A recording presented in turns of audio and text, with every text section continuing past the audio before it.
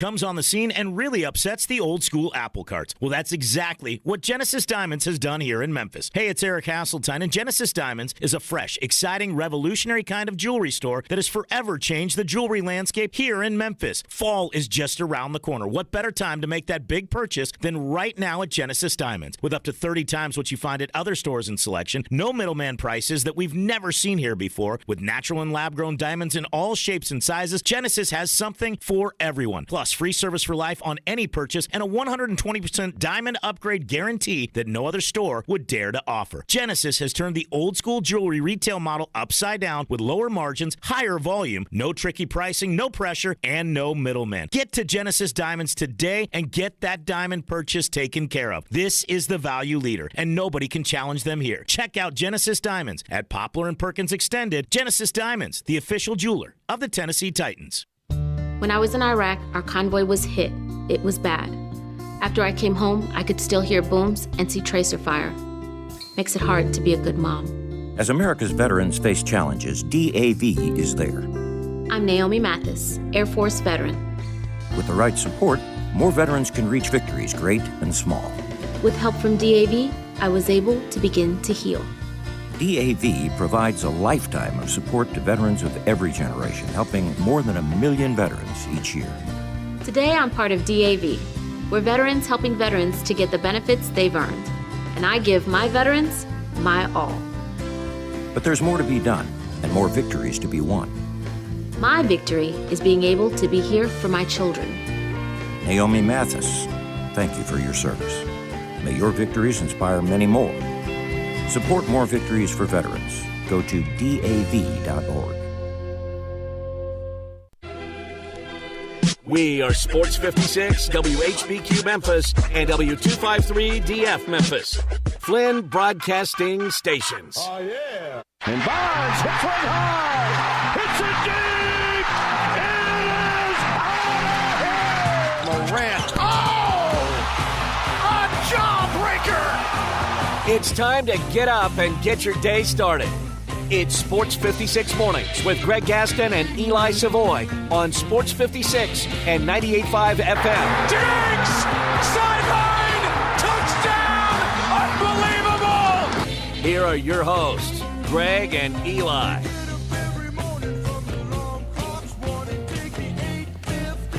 What's happening, good people? Welcome into Sports 56 Mornings on this Tuesday, September 19th, 2023. Greg Gaston, Eli Savoy, Zach Boyd with you. We are in the Family Leisure Studios. Family Leisure, it's where family and fun come together.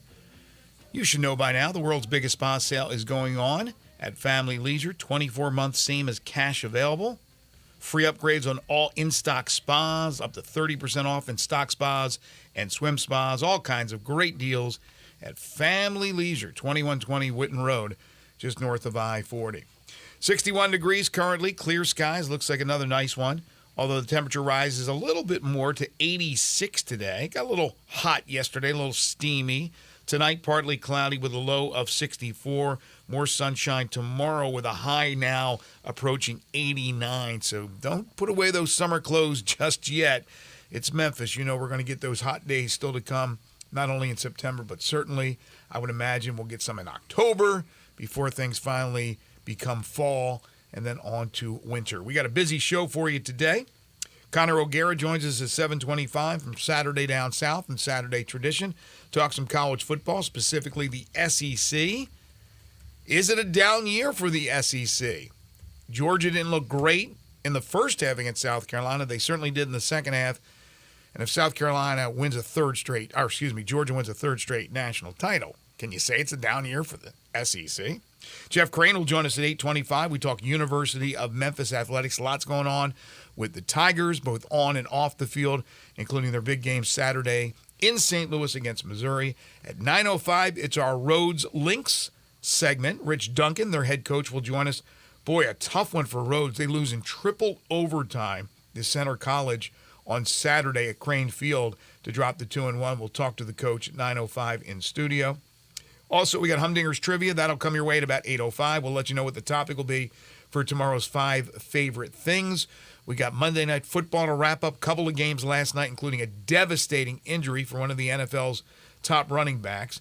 Looks like Michigan State has made a decision on Mel Tucker. We will look at some of the odds for this week's big college football slate, and I mean big. And we got Major League Baseball news as well. Couple of weeks before the regular season comes to an end in Major League Baseball. And guess what? A couple of weeks, and the camp will open up around the NBA for all teams, including here in Memphis for the Memphis Grizzlies. Lots to talk about on the show. You can hit us up on the Sports 56 listener lines by calling in or texting in at 901-360-8255, or you can send us a message, comment, question, concern on Twitter, Facebook, YouTube, or on the website at sportsmemphis.com. Good morning. Good morning. How you doing today? I'm good. I was telling you before we went on air, I'm driving by on Walnut Grove, going by Galloway Golf Course, and there's a dude strolling down 18 with his pull cart. It's dark. I mean, not like dusk. Or dawn. It's dark. I don't know what he's doing. There's no way he's hitting a golf ball because he's going to lose the golf ball unless it's one of those glow-in-the-dark deals. But, man, I'll tell you, people love their golf. We love golf, but, man, that is a dedicated golfer right there. That's right. Got to get out there. Got to get work on the game. Maybe he's using the glow-in-the-dark balls. Maybe he's got a night golf tournament coming up. He's practicing for that. Maybe he thinks he's going to play Bethpage Black next week. Have you seen those stories with Bethpage Black? People go there at 3 o'clock in the morning to get ready to play their round. It's just crazy. People how early they go to play golf, play the game they love. But that gentleman was up early before the sunrise and out there trying to play a little golf today. Take advantage of some nice weather. So yesterday we were talking about the story that the Commercial Appeal first had using their open records request, which was this new proposal from Mayor Strickland and the powers that be of the city of Memphis dealing with this stadium issue, which is becoming, it has been quite interesting to say the least. And there's a lot more to it. But then they also, yesterday, the CA had a story, once again through the open records request, about the University of Memphis and their pursuit of inclusion in the Big 12. And unfortunately, it didn't work out, at least in this round, and it hasn't worked out in any round, quite honestly. Whether or not it happens in the future, still yet to be determined. But an interesting story, to say the least. The efforts of President Bill Hargrave at the University of Memphis and other dignitaries, support from Tennessee Governor Bill Lee, the conversations that were had with Big 12 Commissioner Brett Yormark, the emails and the texts that were exchanged, all to fall on deaf ears and blind eyes as Memphis was not included. But the effort, as we knew it and as they've talked about, is there. There are people maybe that will say other things could have been done. I don't know what else. They talked about companies' inclusions, including, of course, FedEx and others, to support the University of Memphis financially. What, if anything, came out of that story that you thought, wow, that's eye-opening? Anything? I don't know if anything. It's not. None of it's surprising. No. It shows once again that for anybody who thinks that the university is just sitting around waiting for things to happen, that's not the case. I mean, the first email they had is from back in February, which included a letter from the governor to try and help with the support, and they talked about FedEx and they talked about Lowe's support. There was also apparently a willingness to take less than a full share. Now, it doesn't say exactly what, and certainly I don't believe it's like SMU, who will take no share from the media rights for 9 years, but a willingness to take less than a full share. Then there was the other one right after the win over Houston in the conference tournament. The university has continued to be active in their efforts to try and get into a bigger conference. It's just, unfortunately, it hasn't worked. And whatever those reasons are, and it's a combination, I think, of a lot of different things. They just, though they have not been able to find their way, find that crack that allows them in, like SMU was able to do. And now it's waiting and seeing where that next crack might come. Does that come from the ACC possibly over the next couple of years if teams decide to leave? Or where is that next crack? But certainly they are continuing their efforts to try and find a way to find a new home.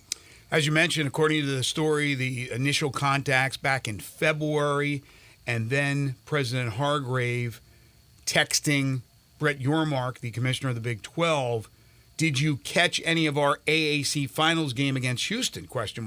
Up by 20 in the first half, knocked off the number one team in the country.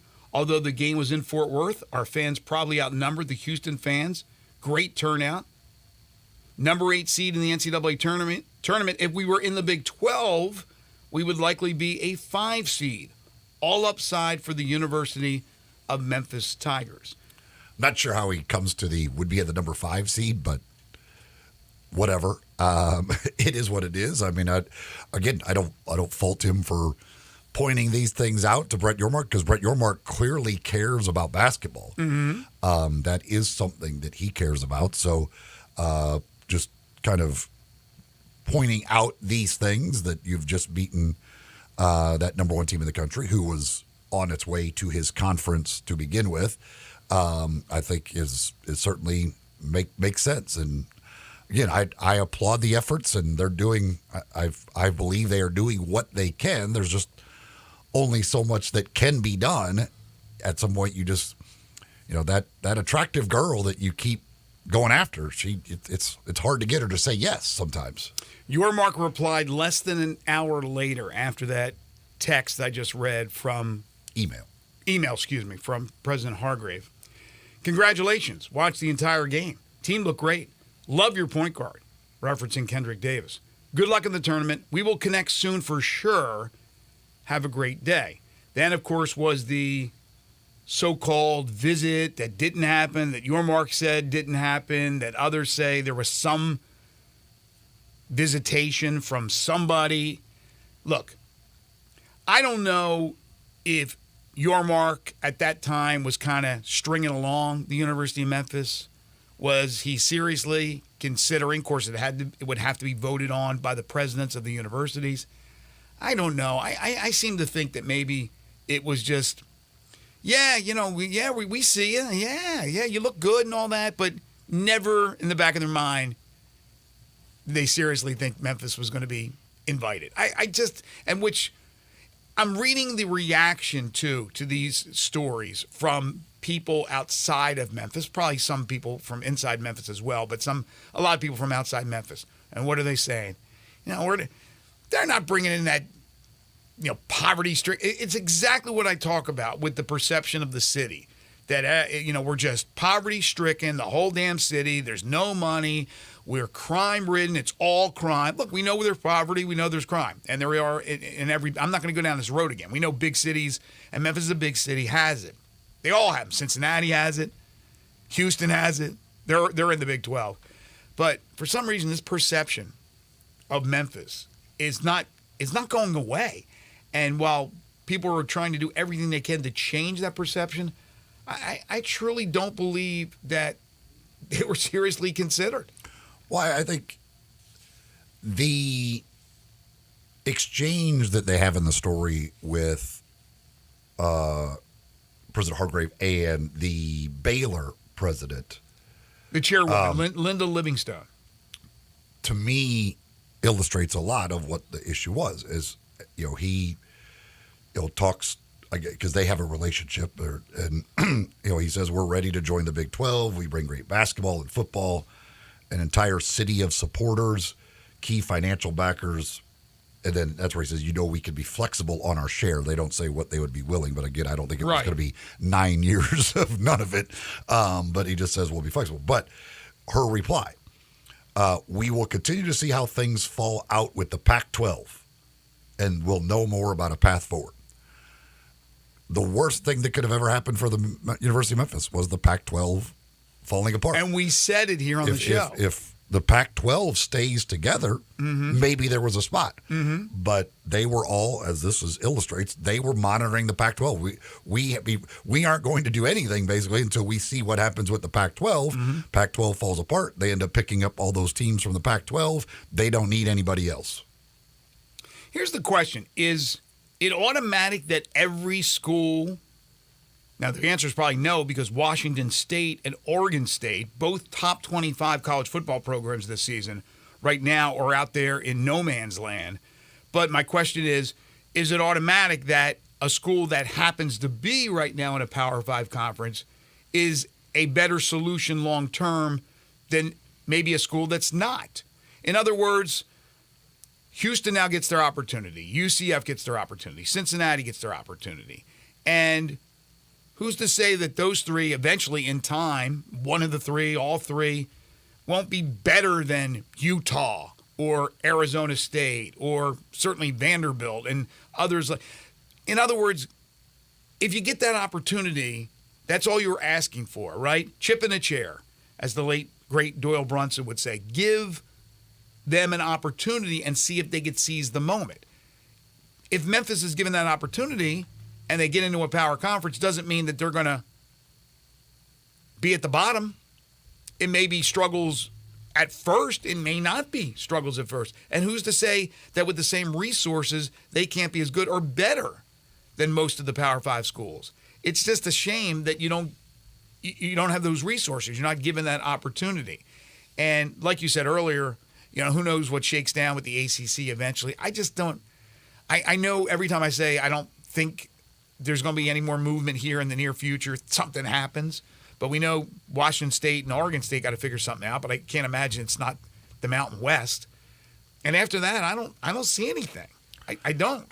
Not for a while. Well, I mean, obviously you can – there's no guarantees one way or another about anything of what happens when a program makes the move up. I mean, right. Utah was in the Mountain West not that long ago, and now they have become the last couple of years, the Pac-12 champions. It didn't take them that long to go from joining the conference from outside the Power 5 to being the best team in the conference in the Pac-12. Look at TCU. I mean, they were in the same conference as Memphis. Yeah, I mean, TCU. National championship game last year. So, I mean, it's clear that once you get in there and get that opportunity, if you have the right people in place and everything else, like you can certainly become a team that moves its way up into the top of those conferences. There's no guarantee that it's going to happen, but it's obvious that it can happen because it's happened in multiple cases of these teams that get that opportunity and move themselves to the top of that conference.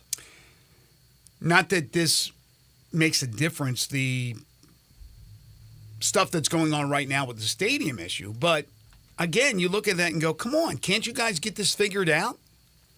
Houston, Orlando, Cincinnati, they all have professional sports teams in their cities.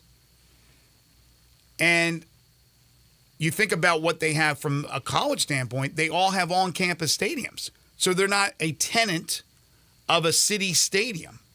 And therefore, less chance of any type of infighting or issues. And I'm not saying there's infighting going on right now, but there's certainly a little bit of red tape and a lot of unknown right now.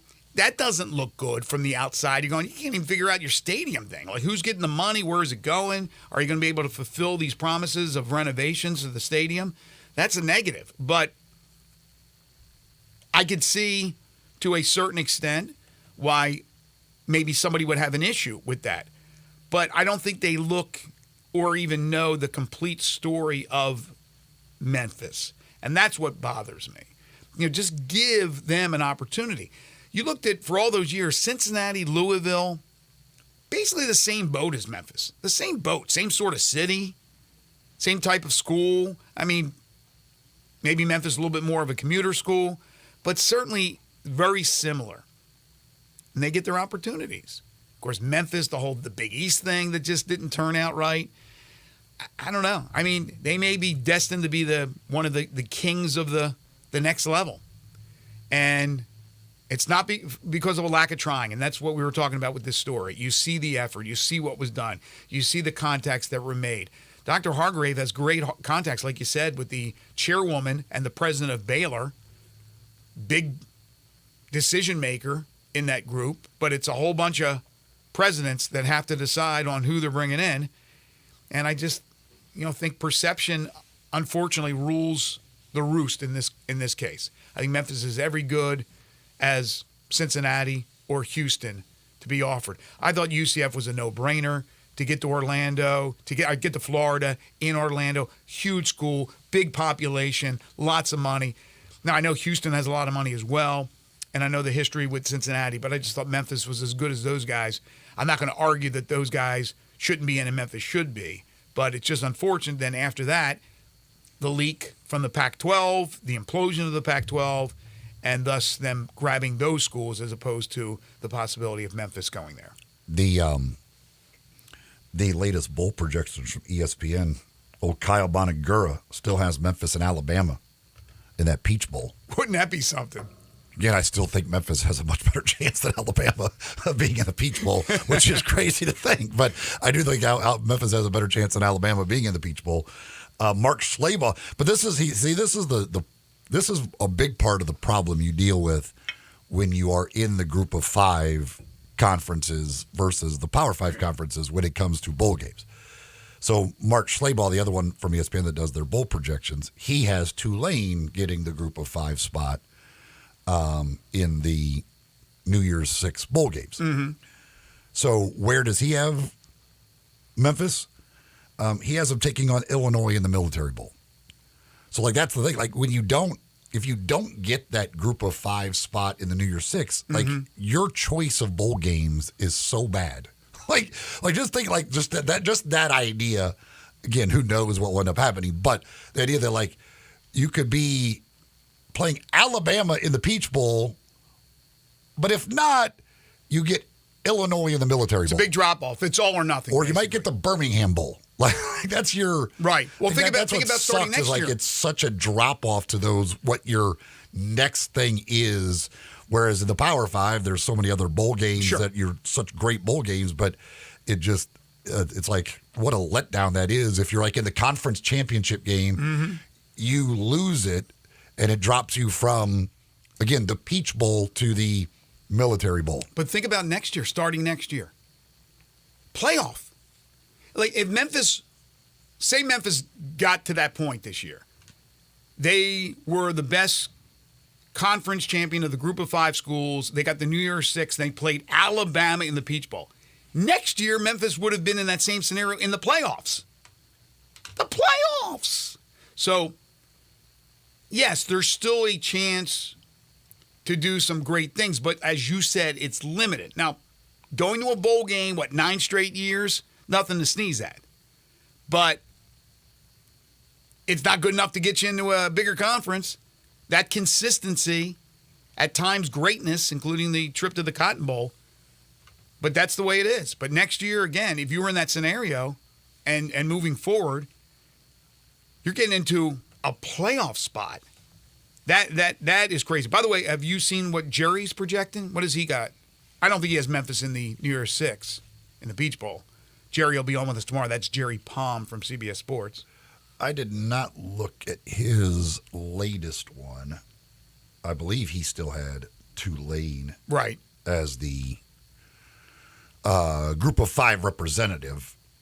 But here's the thing. It's right in front of Memphis. It's right there for the Tigers. You're playing Boise State, right? You're playing Missouri.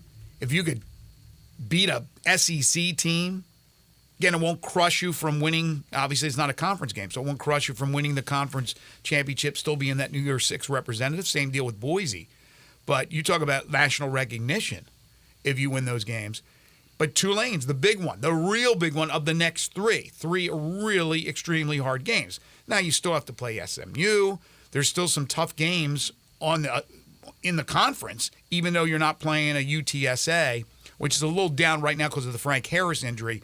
They're hoping to have Frank Harris for this weekend against Tennessee. If they don't have Frank Harris, I don't even know if they have a chance with Frank Harris, but they certainly don't have a chance without Frank Harris.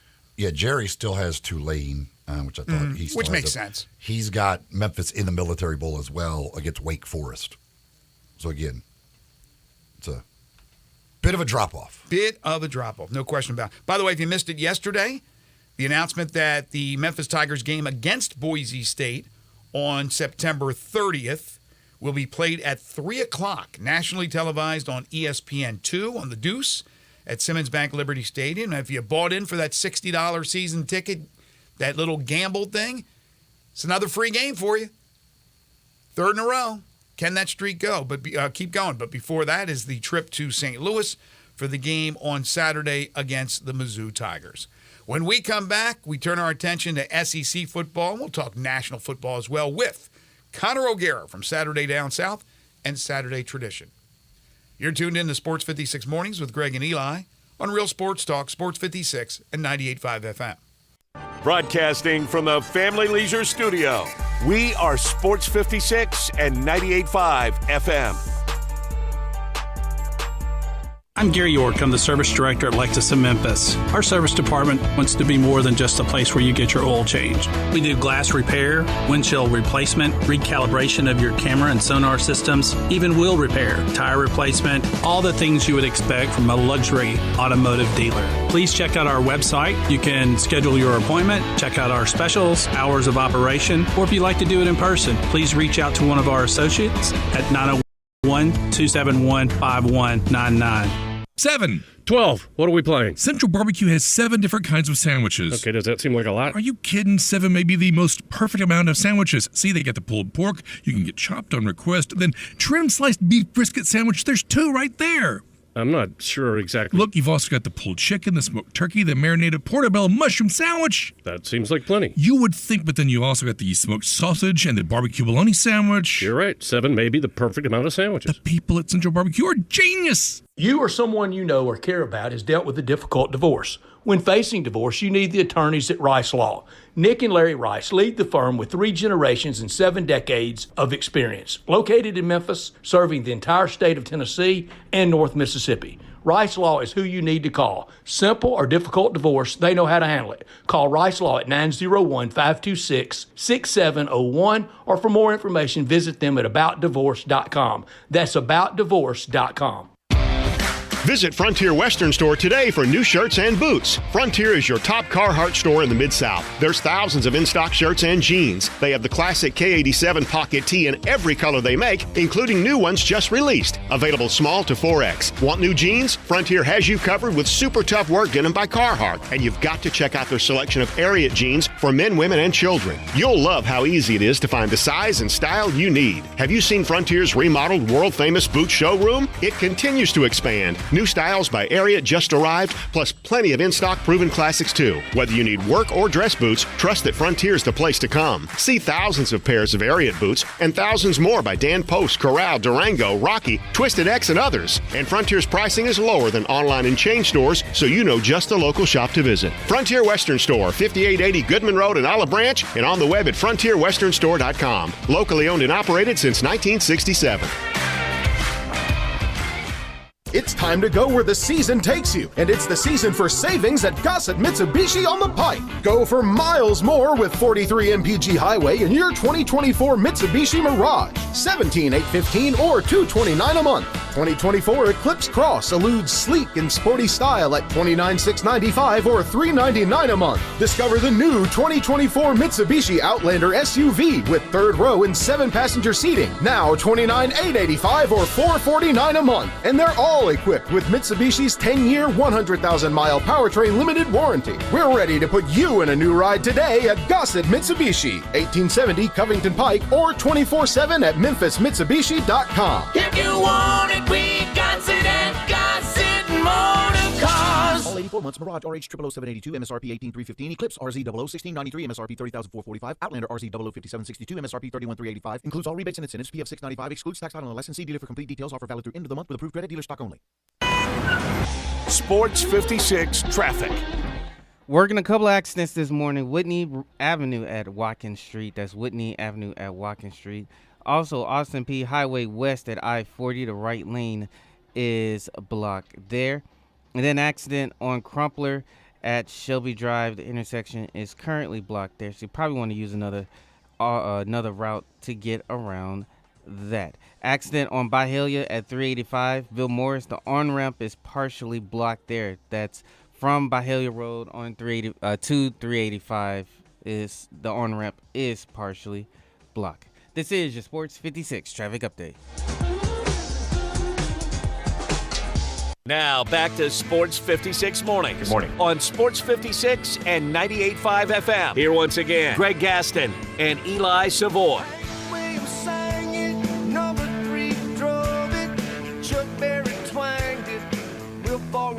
Welcome back, everyone. 7:28 the time.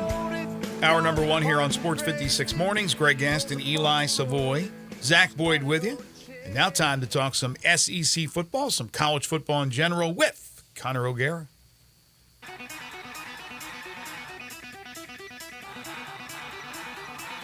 It's time to talk some SEC and college football. Joining Greg and Eli is Connor O'Gara from SaturdayDownSouth.com and SaturdayTradition.com. Here's Connor O'Gara with Greg and Eli.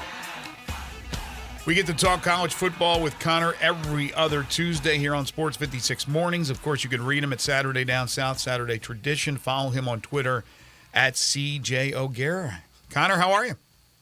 I'm doing well, gentlemen. Doing really well. It's I feel really bad when I look up and it's week 4. I'm like, wait, does that mean we're a month into the season? Yes. That can't be right. That is right.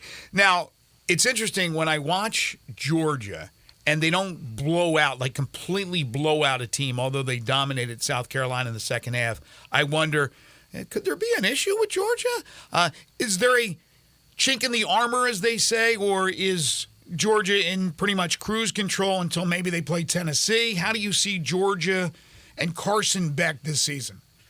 They have issues. They have issues they're still figuring out. If they were ready to go, I think that they would have come out with a much different approach against South Carolina. And that's kind of what I was thinking going into that one. All right, they're going to make a statement here. That was a 4-touchdown spread, and instead they go into halftime down 14-3.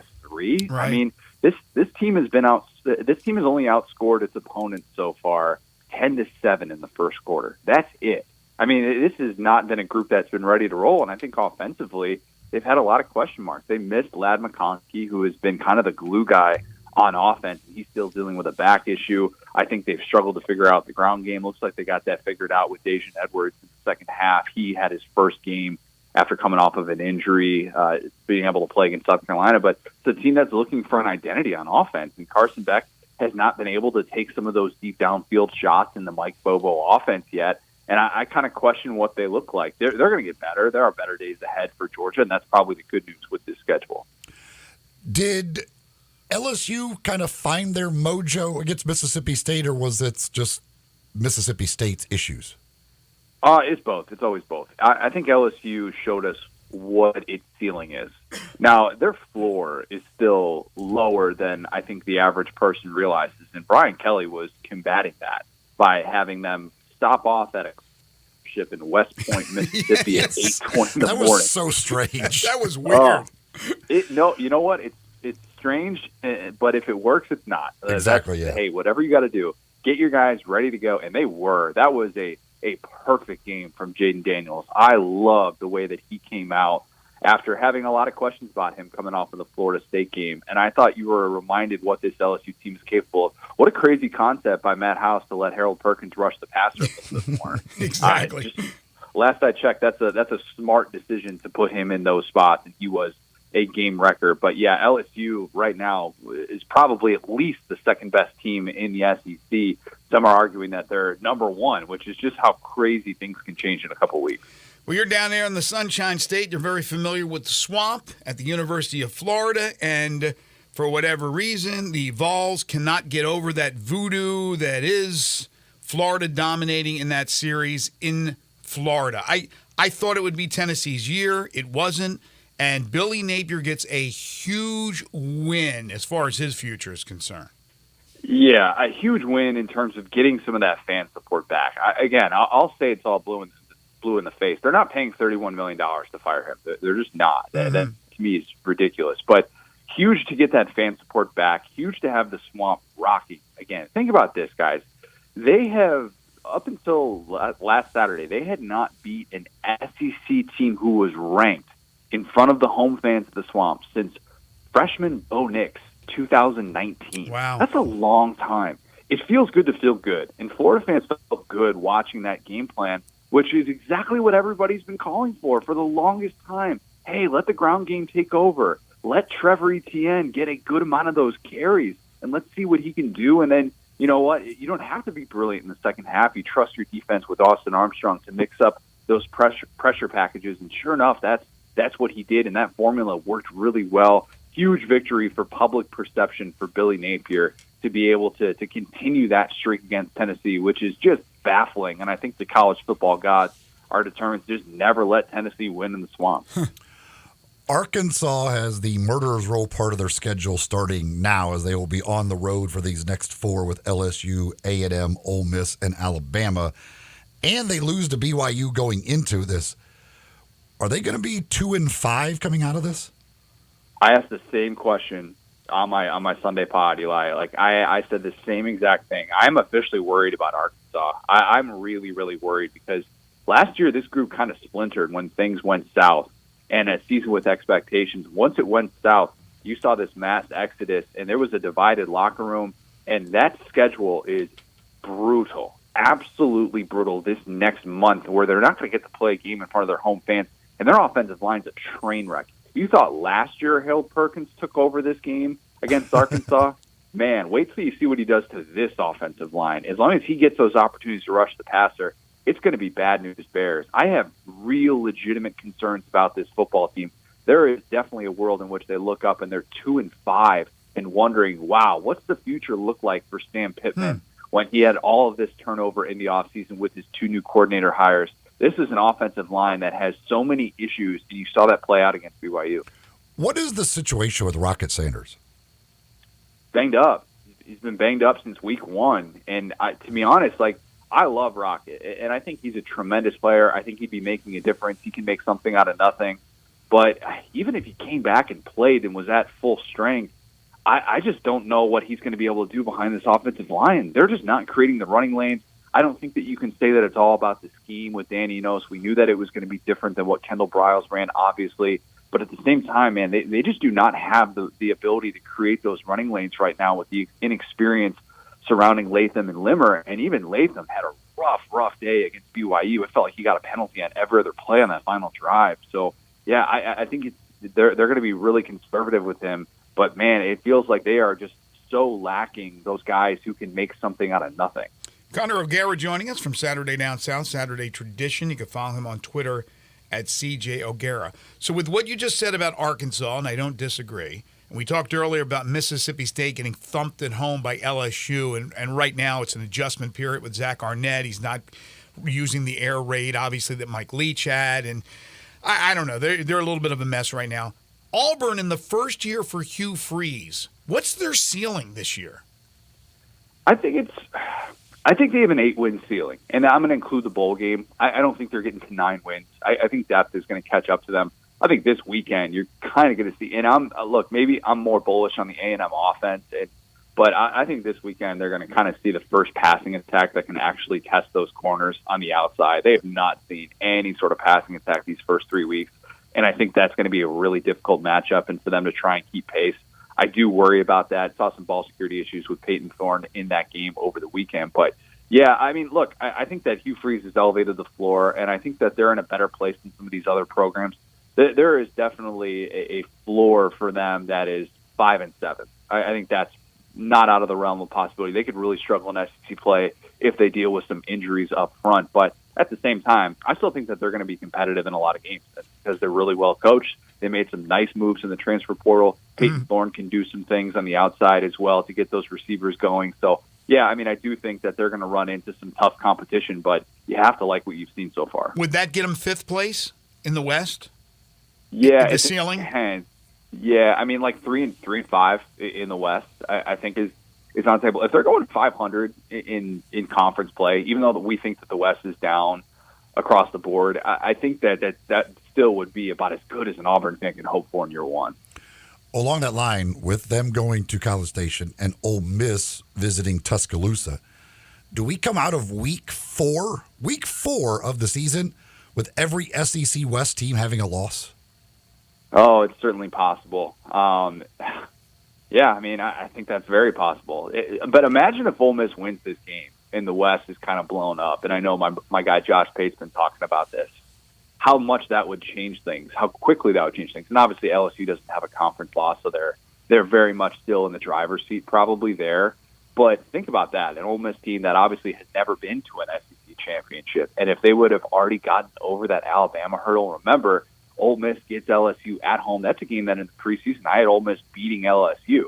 So if they're even better than what I was envisioning coming into the season, then, man, who knows what the West is going to look like. But you're right. I mean, that does feel like the most likely outcome. It's still Ole Miss trying to get over that hurdle, Lane Kiffin trying to get over the Nick Saban hurdle. They're a touchdown underdog for a reason. But Ole Miss has won in Tuscaloosa under Hugh Freeze, and they've done it before. But the problem is Quinshon Judkins. I don't know if you have an update on him, but they're going to need that guy to have any chance. In the meantime, as you know, Alabama having all types of issues with the quarterback situation. So what do you know about Judkins, and do you expect Milroe to be back in the starting lineup for this Saturday's game? If you follow the pregame reports with Judkins, this kind of went all over the place. Chris Lowe came out on Saturday morning and said Judkins was doubtful, and then before the game, I think Cole Kubelik saw that Judkins was out there, and he asked Kiffin, hey, is he playing? And apparently Judkins told Kiffin, he's like, yeah, I'm playing in this one. So they might have been a little bit more conservative wanting to get him right for Alabama, but instead he was able to play. They were still doing a lot more of the quarterback design runs with Jackson Dart, who has been phenomenal to start off the year. He's their leading rusher already. Judkins doesn't have a run longer than 13 yards this year. The ground game has not created those holes for him, and teams are really trying to do what they can to stop him. So I'm a little bit worried about what that looks like, especially if he's banged up against that Alabama front. In the quarterback situation, it's a mess. They're going back to Jalen Milroe with Alabama, but at the same time, man, like there's nothing that gives you confidence that he's going to be able to beat a quality team, and he's still going to make those mistakes with the predetermined reads. This can absolutely be a day in which Ole Miss goes into Tuscaloosa and wins that football game. Your preseason pick of Washington is looking pretty darn good. I'll take it. I'll take it. We got a long way to go. The Pac-12 is rock solid. There is definitely a world in which I look up and I'm like, dang, Washington's 9-3 or 10-2. The Pac-12 is just really good. But I do feel good about that one so far, and what they did on the road, or what they did against the Michigan State team that's obviously kind of in shambles right now with the Mel Tucker situation, that fallout. Like you obviously expect that with a preseason contender and what Washington has returned on offense. They are just kind of a juggernaut at this point. They're going to be a really, really difficult team once Pac-12 play hits. Missouri got a big win over Kansas State. Memphis goes to St. Louis to the Dome to play Missouri. I don't know how good Missouri is overall, and if Memphis has a chance, I think they do. What can you tell us about Missouri, and what do you think about that one? Luther Burden's the real deal. Yes, if you haven't seen this guy, he is incredible. I think he's already the most electric player in the SEC, the former five-star receiver who's entering year two and is just getting all the touches that Mizzou fans have been clamoring for. Those other receivers, Theo Weiss, Mookie Cooper, they stepped up big time in that game against Kansas State. And Brady Cook, a guy who was booed in the pregame introductions, which Eli Drinkowitz was not a fan of, by day's end, that guy was playing his tail off. He was hobbled. He was mobile. He was doing whatever he could to try and put them in positions to win a monumental game, and they were able to do that against Kansas State. But I think there are a lot of Mizzou fans who are wondering, like, are we really that good? Are we really that good? Could we lay an egg this weekend and prevent us from getting into the top 25? I think Mizzou fans are open to that possibility because they're not all that high on Brady Cook. Does Florida State get the win at Clemson? I think they do. If not now, then when for Florida State? I mean, they haven't beat Clemson since Jameis was there. It's crazy to think about that streak. I love this Florida State team when they're right, and I realize I had a lot of people clowning on me for saying that they were a force after watching Mississippi State, LSU, and seeing how good LSU looked, and I was praising Florida State, and people are like, oh, Florida State's in a dogfight with Boston College. It happened. That was the theme of the weekend. We saw that with a bunch of contenders. I still think Florida State's best is still significantly better than Clemson's best. I don't know if you guys saw the clip from Will Shipley where he and C.J. Spiller are kind of having it out on the sideline. Not great vibes in Clemson right now, so I'll take Florida State. What about the Ohio State Notre Dame? Give me the Buckeyes. Give me the Buckeyes to put together in their most complete game. But Notre Dame has been really impressive to start off the year. The competition has been what it is. Obviously, it's a different beast against Ohio State. I'm interested to see what it looks like against that talent. But Sam Hartman, if he wins this one, man, the Heisman bettors who were in on him early are going to be feeling really, really good. I still think Ohio State, a team that I picked to win the national championship, is going to do some things defensively to kind of frustrate him. And I think this will be a day in which we look up and say, oh, yep, Ohio State's definitely in that national championship conversation. Yeah, I'm looking forward to watching Hartman and see what he can do against that Buckeyes defense. It is a huge Saturday with a lot of good games, at least on paper. Hopefully they'll come to fruition and be those type of contests in actual game action this Saturday. He's Connor O'Gara. He'll have you covered Saturday Down South, Saturday Tradition. Read all his great stories there. Follow him on Twitter at CJ O'Gara. Catch him every other Tuesday talking college football right here on Sports 56 Mornings. Connor, as always, thank you so much. Gentlemen, appreciate it. Take care. Folks, Genesis Diamonds, it did not take them long, but they are now the undisputed value leader when it comes to diamonds and fine jewelry here in Memphis. You're in the market for a diamond, engagement ring, any kind of fine jewelry, even a pre-owned Rolex watch. Well, go see the folks at Genesis Diamonds, as people that go in there continue to be amazed and be blown away by the selection, the value, the service, everything that comes with the Genesis Diamonds experience. It starts with the value. They are a direct diamond importer. They get diamonds from the world's best diamond cutters with no middle man. So they are saving you money. Plus, the selection is second to none. All diamond shapes, sizes, handpicked for maximum brilliance. They don't have to bring the diamonds in for you to see. They have them right there in the store. The selection is amazing when you walk in the door and see all of the diamonds and rings and all the fine jewelry that they have. And again, they're salespeople. They do not work on commission, so they're not there to pressure you into buying the most expensive thing in the store. They're there to educate you and help you in your buying process. Genesis Diamonds at the Poplar Perkins Extended, the Poplar Commons Shopping Center. Go by, see what everybody else is realizing when they go in there, and they're amazed by Genesis Diamonds. Go see it for yourself at Genesis Diamonds. Another devastating injury to a key player in the National Football League. It happened last night. We'll discuss the 2 Monday night games when we return. This is Sports 56 Mornings with Greg and Eli on Real Sports Talk, Sports 56 and 98.5 FM. Be sure to follow us at Sports 56 WHBQ on Twitter, Facebook, Instagram, and YouTube to watch live video of our shows, stay up to date with station events, and have chances to win prizes. Don't miss out on anything that's going on. Follow us at Sports 56 WHBQ.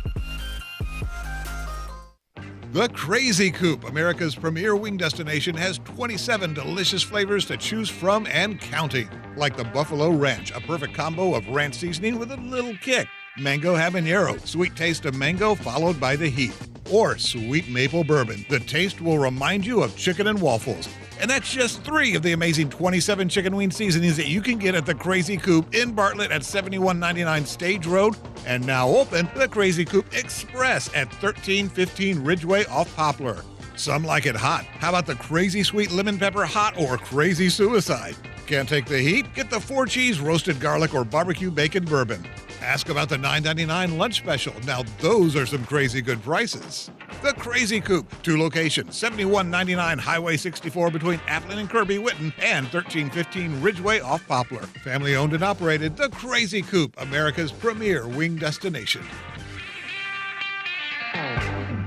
Give me liberty and give me real estate. I'm Sheldon Rosengarten, and that was Hugh Mallory. Not only does he work with me at Marks Benstorff Realtors, he's the president of this year's AutoZone Liberty Bowl. So Hugh, instead of sounding like Patrick Henry, what do you mean? Well, Sheldon, like you, I sell real estate. I'm also privileged to serve as president of the 65th AutoZone Liberty Bowl, which will be held Friday, December 29th at 2:30. I'm able to handle all my clients, whether they're buying or selling, while participating in this great annual tradition. Hugh, that is definitely quite an honor, and with your fabulous track track record in real estate sales, I know you'll do a great job. Hugh will move you as something to remember, and you can reach Hugh Mallory at 497-9756. It's also why people often say that when you want the job done, call Shell Dunn. You can reach me, Shell Dunn Rosengarten, at 483-0546 or MemphisRelocate.com. That's MemphisRelocate.com or 483-0546. See you at the AutoZone Liberty Bowl on December 29th. All 36 months, 650 acquisition fee, Forte LSX, PE 678605, MSRP 21610, Nero P507859, MSRP 41090, EV6 P5610964, MSRP 49687, includes all rebates and incentives, must finance through Hyundai, excludes tax, title, and license. See dealer for complete details. Offer valid through 10/2/2023 with approved credit dealers.com. Hey, Jeff Allen, I hear Gossett Kia South on Mount Moriah is about to blow my socks off. That's right, Randy. Get 41 MPG Highway with the 2023 Kia Forte LXS, $229 a month, $29.99 due at signing. What about those cool new EVs? I've got EV action with the 2023 Nero EV Win SUV, 253 miles of EPA, estimated range $269 a month, $49.99 due at signing. And the 2023 Kia EV6 Win, 134 city, 101 highway MPGE, $399 a month, $49.99 due at signing. Plus, you'll get a free charger with every EV purchase, all 36-month lease. And Kia's 10-year, 100,000-mile powertrain limited warranty. So whether you live in Horn Lake, South Haven, Olive Branch, or Memphis, you'll be happy at Gossett Kia on Mount Moriah. Every business seeks an advantage, whether it's having the best location, hiring top talent, or spotting trends before they happen. And now, the United States Postal Service can give your business a new advantage. Introducing USPS Ground Advantage. Reliable and affordable 2 to 5 day package shipping. It's the advantage you need at the price you want. Get the Ground Advantage at USPS.com/advantage. The United States Postal Service, delivering for America. For the latest from the world of golf, tune in every Saturday morning from 9 to 11 for the Golf Shop Radio Show, presented by PlayGolfMyrtleBeach.com, the golf capital of the world. Hosts Mark Greenhelge and Matt Blanchard talk golf from tee to green and everything in between. If you like golf, you're going to love Golf Shop Radio. Before you tee up, drop on in. Welcome to the Golf Shop, here on Sports 56. Real sports talk. Fall time, game time, food time, fun time. It's all Dave and Buster's time. Watch the game at Dave & Buster's, 2751 Wolf Creek Parkway, and get $4 pints all day, every day. Plus $5 appetizer bites all day, every day. Join the fun and games after 4 p.m. every Monday and Thursday and get all-you-can-eat wings. All at Dave & Buster's, 2751 Wolf Creek Parkway. Fall is here, and that means games, food, and fun at Dave & Buster's. Now back to Sports 56 Mornings. Good morning. On Sports 56 and 98.5 FM. Here once again, Greg Gaston and Eli Savoy.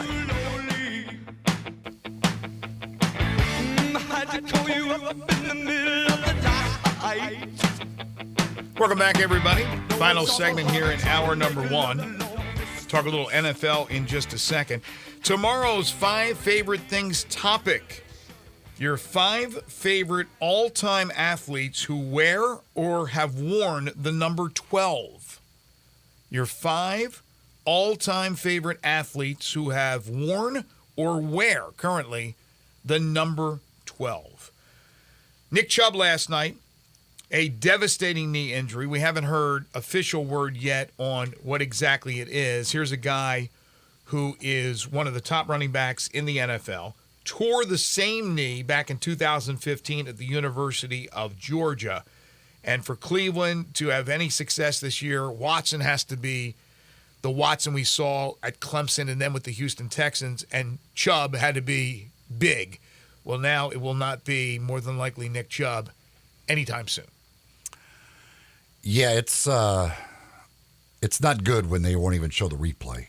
And it was watching it when you could hear that they showed the replay in the stadium, and all of the fans go, "Oh!" Right.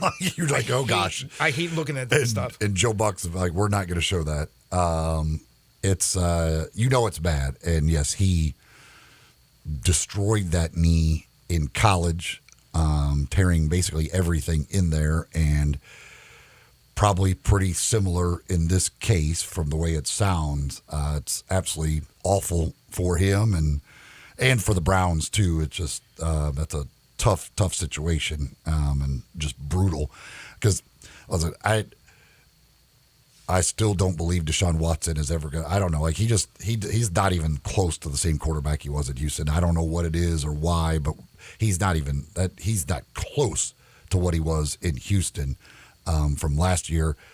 Everybody thought this year he would be much better in Cleveland. It's not starting off any better. Throws threw a pick six at the first play of the game, which wasn't all his fault, but he's just something is different from what he was at Houston. What's he got, a Spingali on the sidelines there next to him?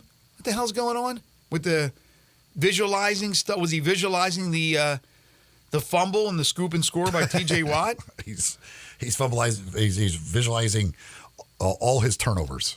Pittsburgh is not a good team, but they had 2 defensive touchdowns. They win 26-22, so both teams are 1-1. The 4 teams that played yesterday, in my opinion, are going nowhere. Especially the Panthers. But I don't like the Browns. I don't think Steelers are good. The Saints are marginal. But last night, again, the story was the Nick Chubb injury. And it was interesting. I'm on Twitter. I happened to be reading at the time J.J. Watt's tweet about his brother T.J. saying he's the best defensive player in the league, bar none. Better than Chris Jones, better than Aaron Donald, better than Micah Parsons. He's the best. As I'm reading that, scoop and score by T.J. Watt. It was weird. It's like do. The other game, the earlier game, hour earlier, the Saints beat the Panthers 20-17. Panthers scored late as finally Bryce Young throws a touchdown pass. That guy's going to get killed because that offensive line is horrible. And the Saints did just enough with their defense to go to 2-0. The Panthers are 1-1. That's the first touchdown that the Saints have allowed in 2 games. In the final minute of that one, they've given up 8 field goals and just the 1 touchdown and hang on and win it by 3. And remember, the Saints are without a bunch of guys. Alvin Kamara, the running back room is really, really light. And Tony Jones, of all people, comes off the practice squad. He gets a couple of touchdowns running the ball. But from a receiver standpoint, Michael Thomas is back. Chris Olave is terrific. And Derek Carr has some weapons.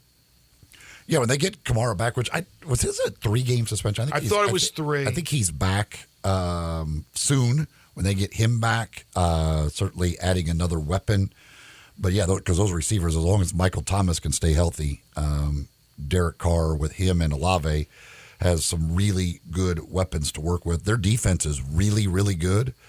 The South is not a good division. It's not, but I don't think they're a good overall team. So they very well could, and I think very well could end up winning that South, whatever that means. But their defense is legit. There's no doubt about that. It is, and they used a lot of Taysom Hill, as we thought they would. But again, last night, not a great Monday night. 2 games. There's 2 games again next Monday night. Now, next Monday night's games look to be really interesting. You got some talent. The Eagles are playing. The Bucks are off to a good start, right? Eagles and Bucks. Do you know the other one off the top of your head? I do not. Eagles. Let me look it up. Eagles, Bucks. And then, these are 2 games. I looked at these 2 and go, I don't think they're going to be fun. Although, the Pittsburgh, if you like weirdness, a couple of the defensive touchdowns. Eagles, Bucks, Rams, and Bengals. Yeah, and the Bengals at 0-2. Now, they started 0-2 last year. But you go 0-3, what is it, like 6% chance to make the postseason? And Joe Burrow with his ankle, far from 100%. So, yeah, I think next Monday night's games are going to be a lot more interesting than last night. Also, Alvin Kamara, he's going to return in week 4. Yeah, so I thought it was a 3-game suspension. Also, the Raider Corey texts in, says this is why these star running backs were clamoring to get paid. We talk about offenses being balanced, etc. Instead, owners want to overpay the quarterbacks. There are only 2 I would break the bank for, and that's Mahomes and Burrow, just my opinion. Yes, this is the reason the running backs want to get paid, but this is also part of the reason they don't get paid. The owners don't want to pay running backs because this could happen, and then you could be screwed. Plus, you look at just in that game. So Chubb goes out. Jerome Ford has 100 yards rushing. Like they look at these guys. While Nick Chubb is one of the best running backs in the NFL, there's no doubt about that. They also still look at them as very replaceable by somebody else. Yeah, I'm watching last night. I'm watching Tony Jones. I'm watching Jerome Ford. I'm like, who are these guys? I don't do fantasy football anymore. So all you guys who do fantasy football and gals out there, you know these names. For me, I'm like, wow, some marginal running backs. But the guy comes in and he has some big, he almost had the 70-yard touchdown run, but they marked him down inside the 1-yard line, and they would later score the touchdown. But yeah, it's interesting. And speaking of quarterbacks getting paid, Patrick Mahomes, and you knew this was coming, has a new, according to reports, has a new restructured deal with the Chiefs. It's the largest over a 4-year span in NFL history. So over a 4-year span, he'll be the highest paid player in NFL history. He originally had signed a 10-year extension, and at the time became the number 1 paid quarterback. He fell from number 1 to number 8. He was the 8th highest quarterback, highest paid quarterback. And now he's getting the money that he should be getting. He should be the number 1, QB1, not even a question. Yeah, I mean, well, all these things are like, you could find, I mean, his tenure was still the biggest contract ever. Because it was 10 years. You know, the total money that it was more than others. You know, he dropped the average value per season. Right. But he's still like I think Burrow's still going to make more money like next year than he does or something. No, that's true because it's a 4-year period. It's all Mahomes. Like they can. The bottom line is they're making a bunch of money. All these guys are making a bunch of money, and the owners are going to continue to, as Raider Corey talked about. Yeah, you could. The bottom line is it's the most important position in sports, and it's not even close. So if you have a guy who you believe, the way these guys are doing it is, if we have a guy that we believe is that guy, we're not going to take any chances. We're going to pay him whatever we have to do. Now, some of these guys that are getting the contracts, I don't understand it at all. But the owners just believe it's so hard, I think, to find a replacement for a quarterback. They would rather pay them a bunch of money. Whereas, again, with running backs, they think we can go find a replacement for a running back. That's not that hard to do. When we come back, Humdinger's Trivia to open up Hour 2. We'll talk about a monumental night for a Cardinals pitcher and also get back into the stadium issue here in the city of Memphis. 8:25, we'll talk University of Memphis Athletics with Jeff Crane. You're tuned in to Sports 56 Mornings with Greg and Eli on Real Sports Talk, Sports 56 and 98.5 FM.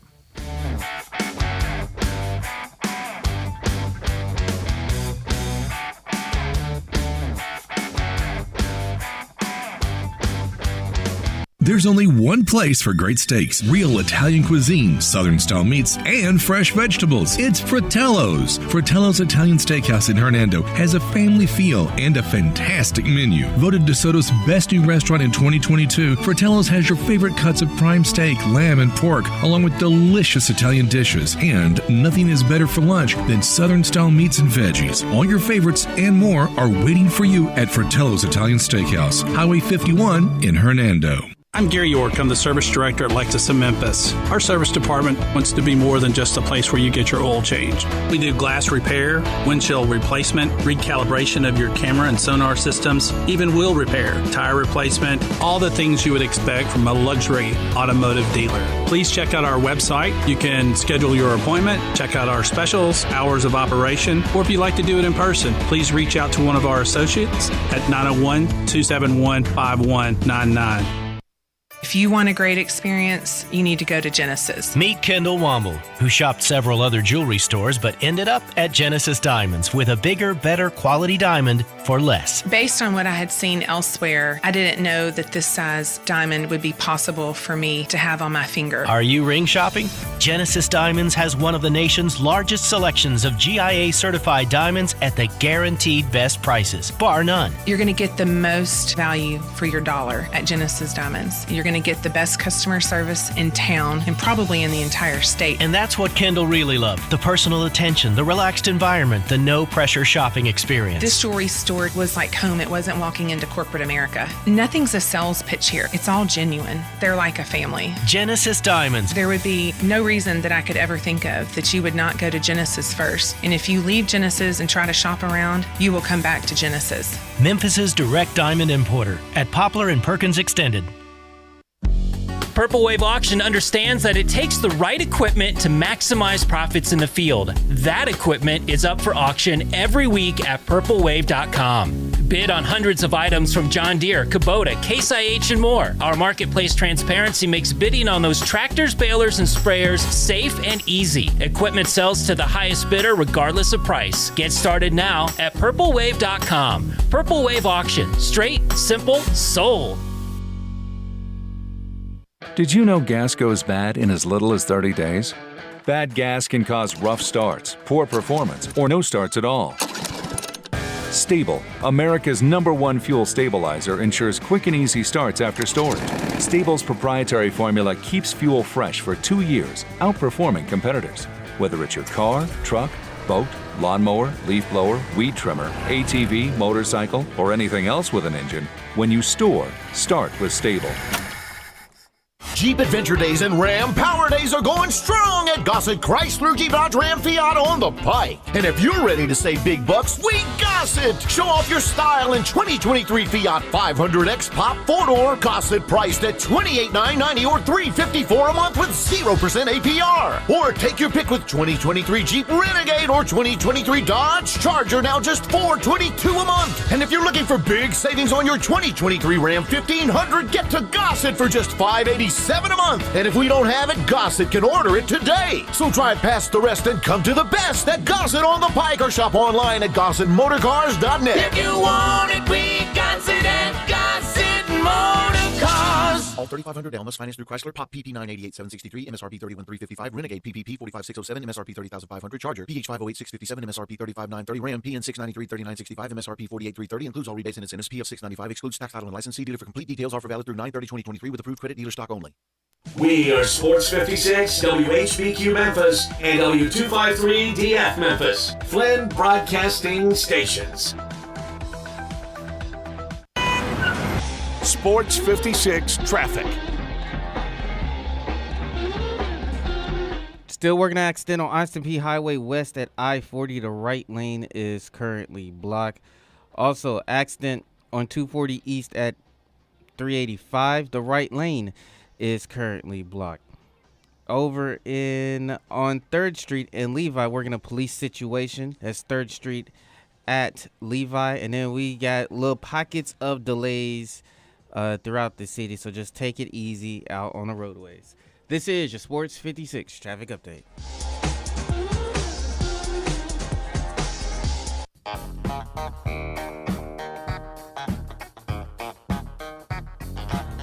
Now back to Sports 56 Mornings on Sports 56 and 98.5 FM.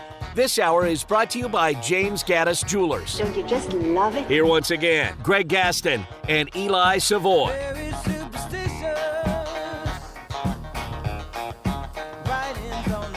Welcome back, everyone. 8:05 the time. Hour number 2 here on Sports 56 Mornings. The Tuesday, September 19th, 2023 edition. Greg Gaston, Eli Savoy, and Zach Boyd. We're in the Family Leisure Studios. Family Leisure, 2120 Witten Road, just north of I-40. Currently 61 degrees. We're looking at a high today of around 86. A lot of sunshine. Tonight, partly cloudy with a low of 64. And then tomorrow, sunshine with some clouds mixed in, and a high getting up to 89 degrees. Second hour of the program brought to you by our friends at James Gaddis Jewelers. Tell you more about them in just a moment, but it is Tuesday. It's time for Humdinger's Trivia.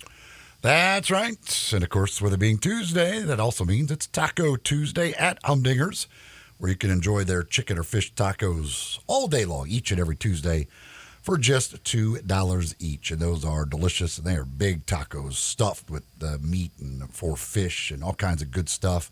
Absolutely delicious, and for just $2, you just cannot beat that deal. You can enjoy some of their great sides with them as well.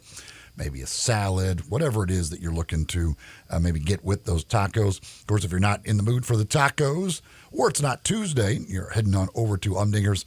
So many different grilled fish options for you to choose from, with all those great toppings and sides, the crispy fish and chips that you can enjoy, chicken dishes, they've got sandwiches, they've got salads, they've got all kinds of great stuff for you over at Humdinger's, located at Poplar and Massey, in that shopping center there where they've been for a long time now, continuing to produce that outstanding food. Lots of healthy items for you to choose from as well. If you need an event catered, they can do that for you as well.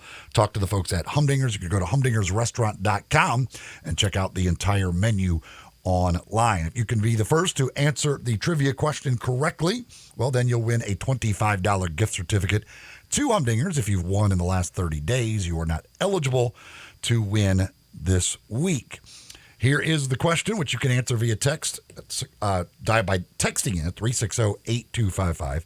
Text in 360-8255. And again, the first correct answer gets that $25 gift certificate from Humdingers. Last night, Adam Wainwright picked up win number 200 in his Major League Baseball career. He becomes the fifth active pitcher in the 200-win club.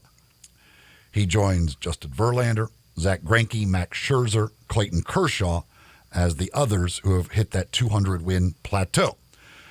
The question is this: what active pitcher has the most wins without being over 200?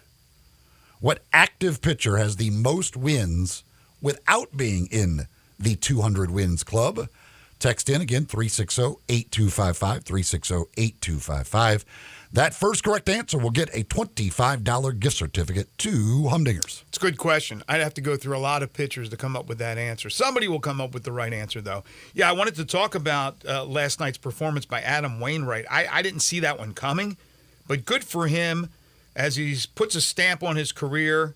I believe it's the end, right, this season. I thought he would go out last year with Pujols and Molina. It did not happen. But he gets the 200th career win, 7 innings, gives up just 4 hits, no runs, 3 strikeouts, and 2 walks. If I was Adam Wainwright, I would have tipped my cap and left. That's it. I wonder if he's going to pitch again. I'm sure he will because he's such a competitor, but it's a nice even number at 200. You wrap it up with that great performance.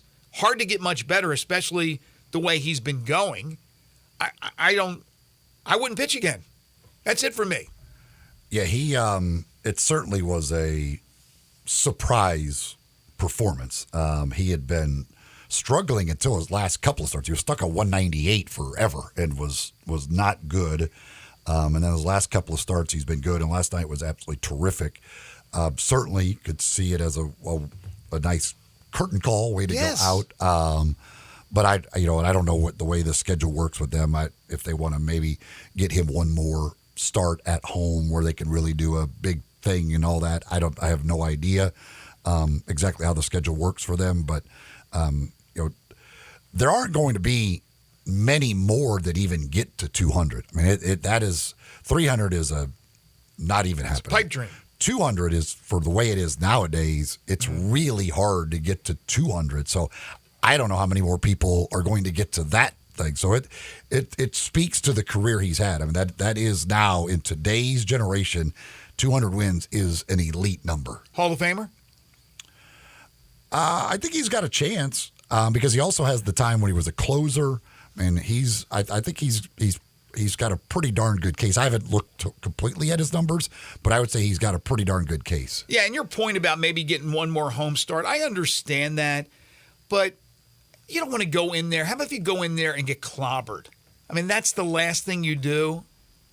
I would ride off into the sunset. This was a perfect way to go out. Number 200, and he does it in style. So good for Adam Wainwright. Also last night, Major League Baseball, the Phillies pummeled the Braves. So get used to it, Braves fans, because this is coming. Postseason's right around the corner. Kyle Schwarber hit a ball that still hasn't come down. He hit it out of Truist Park. He has the ability to do that. Absolutely. He can hit balls a long way. Oh, my gosh. He absolutely mashed it. I mean, you got guys that, if you look in the box score, it seems like every day they have a home run. Matt Olson with the Braves. Kyle Schwarber. Pete Alonso with the Mets. Judge, but he was hurt a lot this year. And Ohtani, who ended up getting hurt at the end of the year. But some of those guys right there, man, oh man, every single time seems another home run.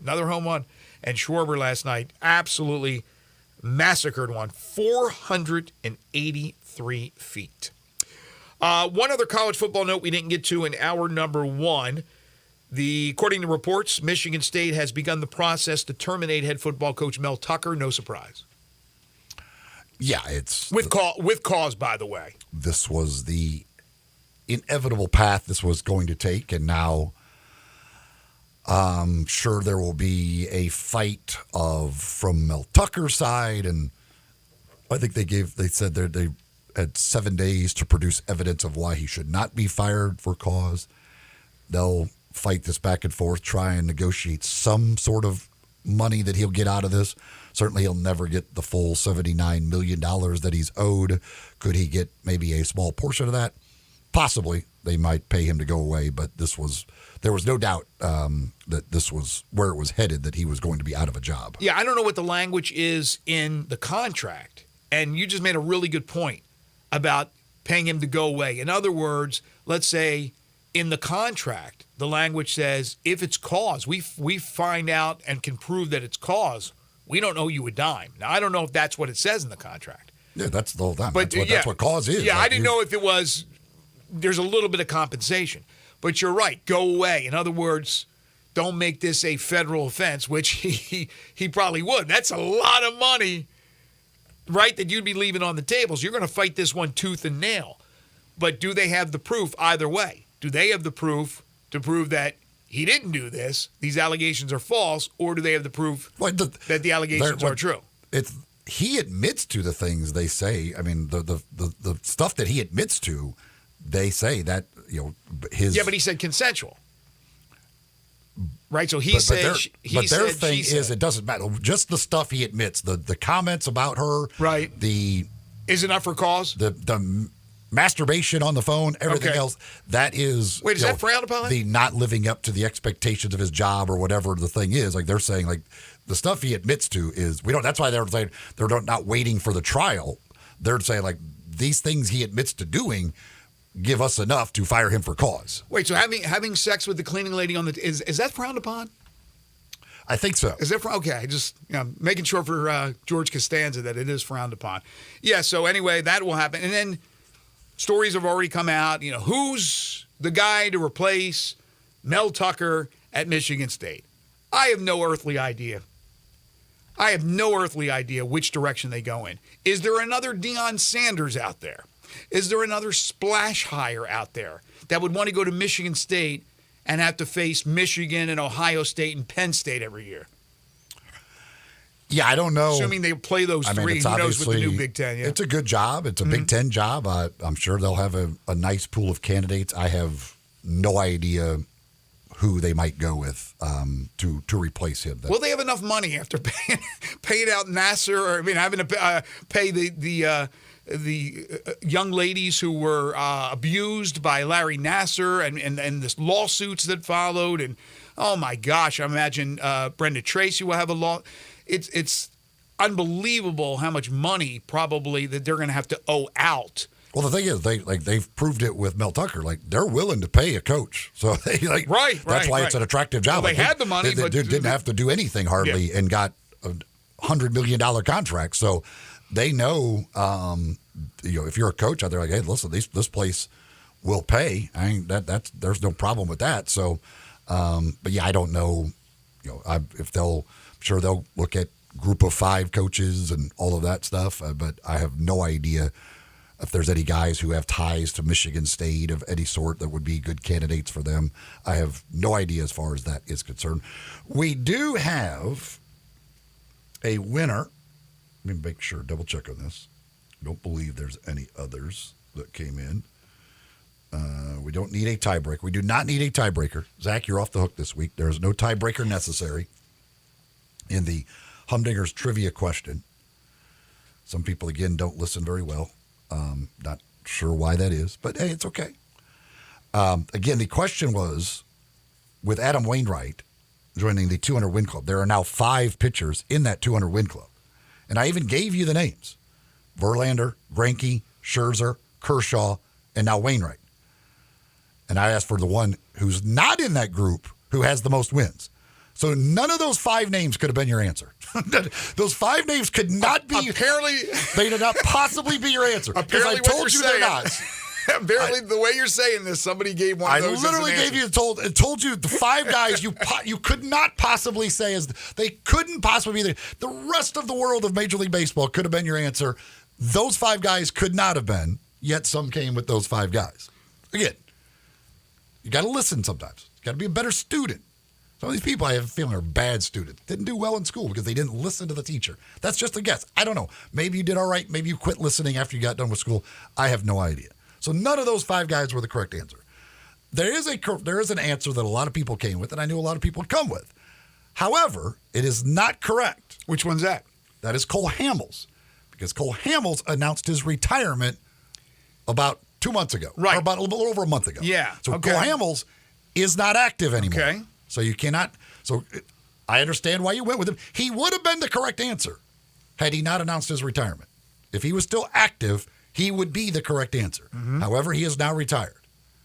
So the correct answer, and only one person got it, and this is not easy. Garrett Cole, great career. He's 1 win behind this guy. Garrett Cole, very close. However, 1 win behind the guy who the correct answer is. The correct answer is Johnny Cueto. Wow. Johnny Cueto. Johnny Cueto has 144 wins. Garrett Cole is at 143 wins. And then you go to Lance Lynn, who is at 135. Jeez. Lance Lynn, that's where we're at? My gosh. Johnny Cueto, the answer to a trivia question. Here's what's great. Madison Bumgarner has 134 career wins. He's had so many injuries lately. I'm telling you, there are not going to be many 200-game winners going forward. Like, it just doesn't happen for guys anymore. So, I mean, what Adam Wainwright did, I don't know how many more ever will get to 200. Garrett Cole certainly will have a chance. Not sure exactly how old Garrett Cole is, but there's not going to be many guys that are going to reach that level that Wainwright reached last night. So congratulations to our winner. We will be notifying you how to pick up your prize. But Johnny Cueto, 144 wins is your correct answer. Where's Chris Sale on that list? Chris Sale. He's had injury problems too. He's got 120. Right? All these dudes have had issues. I mean, it's still amazing to me that some of those pitchers from when I was young who did not have the modern medicine of today, the training regimen that they have, the nutrition, the things of that nature, didn't get hurt. A lot of them didn't get hurt. They pitched so many innings, threw so many pitches per game, didn't get hurt. Garrett Cole's now these guys are dropping like flies. Garrett Cole's 32 years old, so he certainly has a great chance. Probably will get to 200. Who's a young pitcher? Somebody guessed Rich Hill. Rich Rich Hill's been pitching since the 80s, I believe. Right. He's 43 years old, been around for 19 seasons. Once through to Mickey Mantle. I think. You know how many wins Rich Hill has in his 19 seasons? 103. 89. Jeez. Yikes. It's just. Is there a young pitcher today that is a phenomenon that you think if he stays healthy, and I know they get yanked early in games now because of pitch count and games that are tied and things of that nature, but that you think, maybe that pitcher can make a run? It's impossible to predict the health. They all go through Tommy John. I understand. You would have thought Steven Strasburg would have been a I was just going to bring up Strasburg. He's gone. We had that phenomenal run of here comes, Mark Pryor and Kerry Wood, and then here comes Strasburg now, and some of these young talents. Lincecum, right? He left early the game of Major League Baseball after having so much success for the Giants and those World Series wins. Even our friend from Memphis, who pitched for the Giants, who had a great career. Matt Cain, right? What did Matt Cain finish with win-wise? What did Cain have? A $130 or something? I don't know. I'm just off the top of my head. But they don't throw 18 years worth of pitching anymore. It doesn't happen. But I wonder if there's a phenom out there. Cain had 104 wins. 104 Cain had wins? a losing record. Did he really? But he came on strong. Didn't he have a Cy Young? He won what? Did he win a Cy Young? I thought he won a Cy Young. Maybe it was World Series MVP or something like that. He was the. He did not. He didn't win a Cy? Let's see here. So the next youngest pitcher I guess that's the next youngest pitcher behind Garrett Cole. That is like 30 and below. Aaron Nola, and he has 90. Nola's got 90? Yeah. Yeah, Nola's good. No, the best Matt Cain ever did in the Cy Young voting was 6th. Did he win a World Series or a NLCS MVP? I believe he was the one of those years. I believe he was. I can't remember if it was the NLCS or the World Series. But the thing, now, the thing is, the bottom line is a lot of these teams now, for at least part of the year, are going 6-man rotations. Right. You're not getting starts. You're pitching 5-6 innings, bullpen. 15 wins now is a good year. Like, if you get to 15 wins in a season, you've had a really good year. Nobody's winning 22, 23 games anymore. 15 is your grandfather's 20. The idea of getting to 200 over a career, again, because most of them are probably going to miss at least one season because of Tommy John surgery. It's inevitable. You could chalk in at least 1 year of Tommy John surgery and then work from there. So it's hard to win that many games. James Gaddis Jewelers, second hour sponsor of Sports 56 Mornings. They are your family's jeweler, 4900 Poplar between Mendenhall and St. Nick, and on the web at gaddisjewelers.com. Look, if you're looking for that special engagement ring, wedding ring, or any other fine jewelry, make sure you stop into James Gaddis Jewelers. Locally owned and operated, family owned and operated, been around for a long time. They know what they're doing. They got professionals that can help you pick out that right ring, that special watch. They have custom-made jewelry. They have estate and vintage jewelry along with all types of necklaces and bracelets, earrings, and so much more. James Gaddis Jewelers has the experts to help you and 2 repair experts for fine watches and jewelry. So if you need a simple cleaning, you need a resetting of your rock, or whatever the case may be, head on over there. James is a certified appraiser, so anything you need appraised, he can take care of that for you. They'll buy your gold, silver, and diamonds as well, give you a great price on that. It's James Gaddis Jewelers, 4900 Poplar between Mendenhall and St. Nick. On the web at gaddisjewelers.com. You can also call them at 901-767-9648 when you stop by. When you call them, tell them you heard it here on Sports 56 Mornings. We've got 5 guys so far this year that have won 15 games. Who are the 5? Spencer Strider leads baseball, 17 he's great. wins. Then Justin Steele has 16. Taijuan Walker, Jack Eflin, and Zach Gallen all have 15. You've got 4 other guys with 14 that could still get there. But, you got 2 weeks left of the season. These guys are going to get 1, maybe 2 more starts, and you got 5 guys who've won 15 games this year. Yeah, there's no way Strider's going to get 3 starts. I don't believe so. I think it's the Reds who, in the month of September, and they're now tied for the 3rd wildcard spot. The Reds, I don't think they have a win from a starting pitcher in the month of September. Their bullpen, I think they have 9 wins. The bullpen has all of their wins. Wow. All right, when we come back, we're talking University of Memphis athletics with U of M Deputy AD Jeff Crane. He's next. This is Sports 56 Mornings with Greg and Eli on Real Sports Talk, Sports 56 and 98.5 FM. We are Real Sports Talk. Sports 56 WHBQ. Available on your radio dial at 560 AM and 98.5 FM, as well as around the world online at sports56whbq.com. Take us with you everywhere by downloading the Sports 56 app. And at home, just say, Alexa, play Sports 56. Wherever you are, stay tuned in to Real Sports Talk. Sports 56 and 98.5 FM. Fall time, game time, food time, fun time. It's all Dave and Buster's time.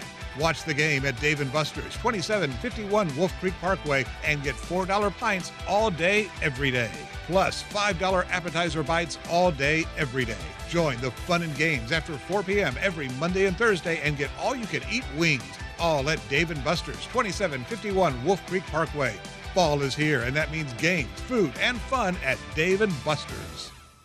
It's time to go where the season takes you, and it's the season for savings at Gossett Mitsubishi on the Pike. Go for miles more with 43 MPG Highway in your 2024 Mitsubishi Mirage. $17,815 or $229 a month. 2024 Eclipse Cross eludes sleek and sporty style at $29,695 or $399 a month. Discover the new 2024 Mitsubishi Outlander SUV with third row and 7-passenger seating. Now $29,885 or $449 a month. And they're all equipped with Mitsubishi's 10-year, 100,000-mile powertrain limited warranty. We're ready to put you in a new ride today at Gossett Mitsubishi, 1870 Covington Pike, or 24/7 at memphismitsubishi.com. If you want it, we got it at Gossett Motor Cars. All 84 months, Mirage RH 00782, MSRP 18315, Eclipse RZ 001693, MSRP 30445, Outlander RZ 005762, MSRP 31385. Includes all rebates and incentives. PF 695. Excludes tax title and license. See dealer for complete details. Offer valid through end of the month with approved credit. Dealer stock only.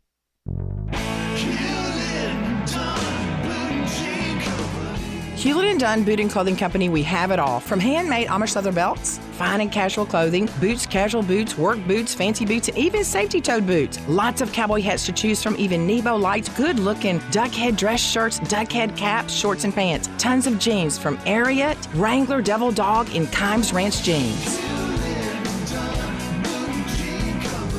At Hewlett & Dunn, we have a great selection of Old South t-shirts and caps, fine clothing from dress to casual to Sunday best. Enjoy choosing from UFO's orthopedic approved shoes. Hewlett & Dunn Boot and Clothing Company. Boots of every size, every color, every skin. Great quality Western, work, and safety toe boots. Hewlett & Dunn Boots and Clothing Company. 111 North Center Street, Collierville. Hewlett & Dunn.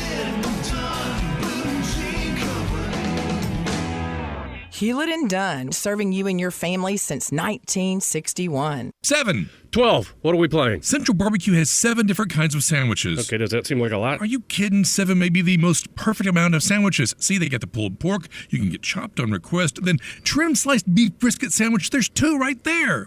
I'm not sure exactly. Look, you've also got the pulled chicken, the smoked turkey, the marinated portobello mushroom sandwich. That seems like plenty. You would think, but then you also got the smoked sausage and the barbecue bologna sandwich. You're right. 7 may be the perfect amount of sandwiches. The people at Central Barbecue are genius. Sports 56 traffic. Still working a police situation on 3rd Street at Horn Lake Road. That's 3rd Street at Horn Lake Road. Couple of new accidents. Still working an accident on Austin P Highway West at I-40. The right lane is blocked. New accident on Wells Station at Macon Road. And then a new accident on Dexter Road at Germantown Parkway. And then we're still working another accident from earlier this morning on 240 East at 385. The right shoulder is blocked. This is your Sports 56 traffic update.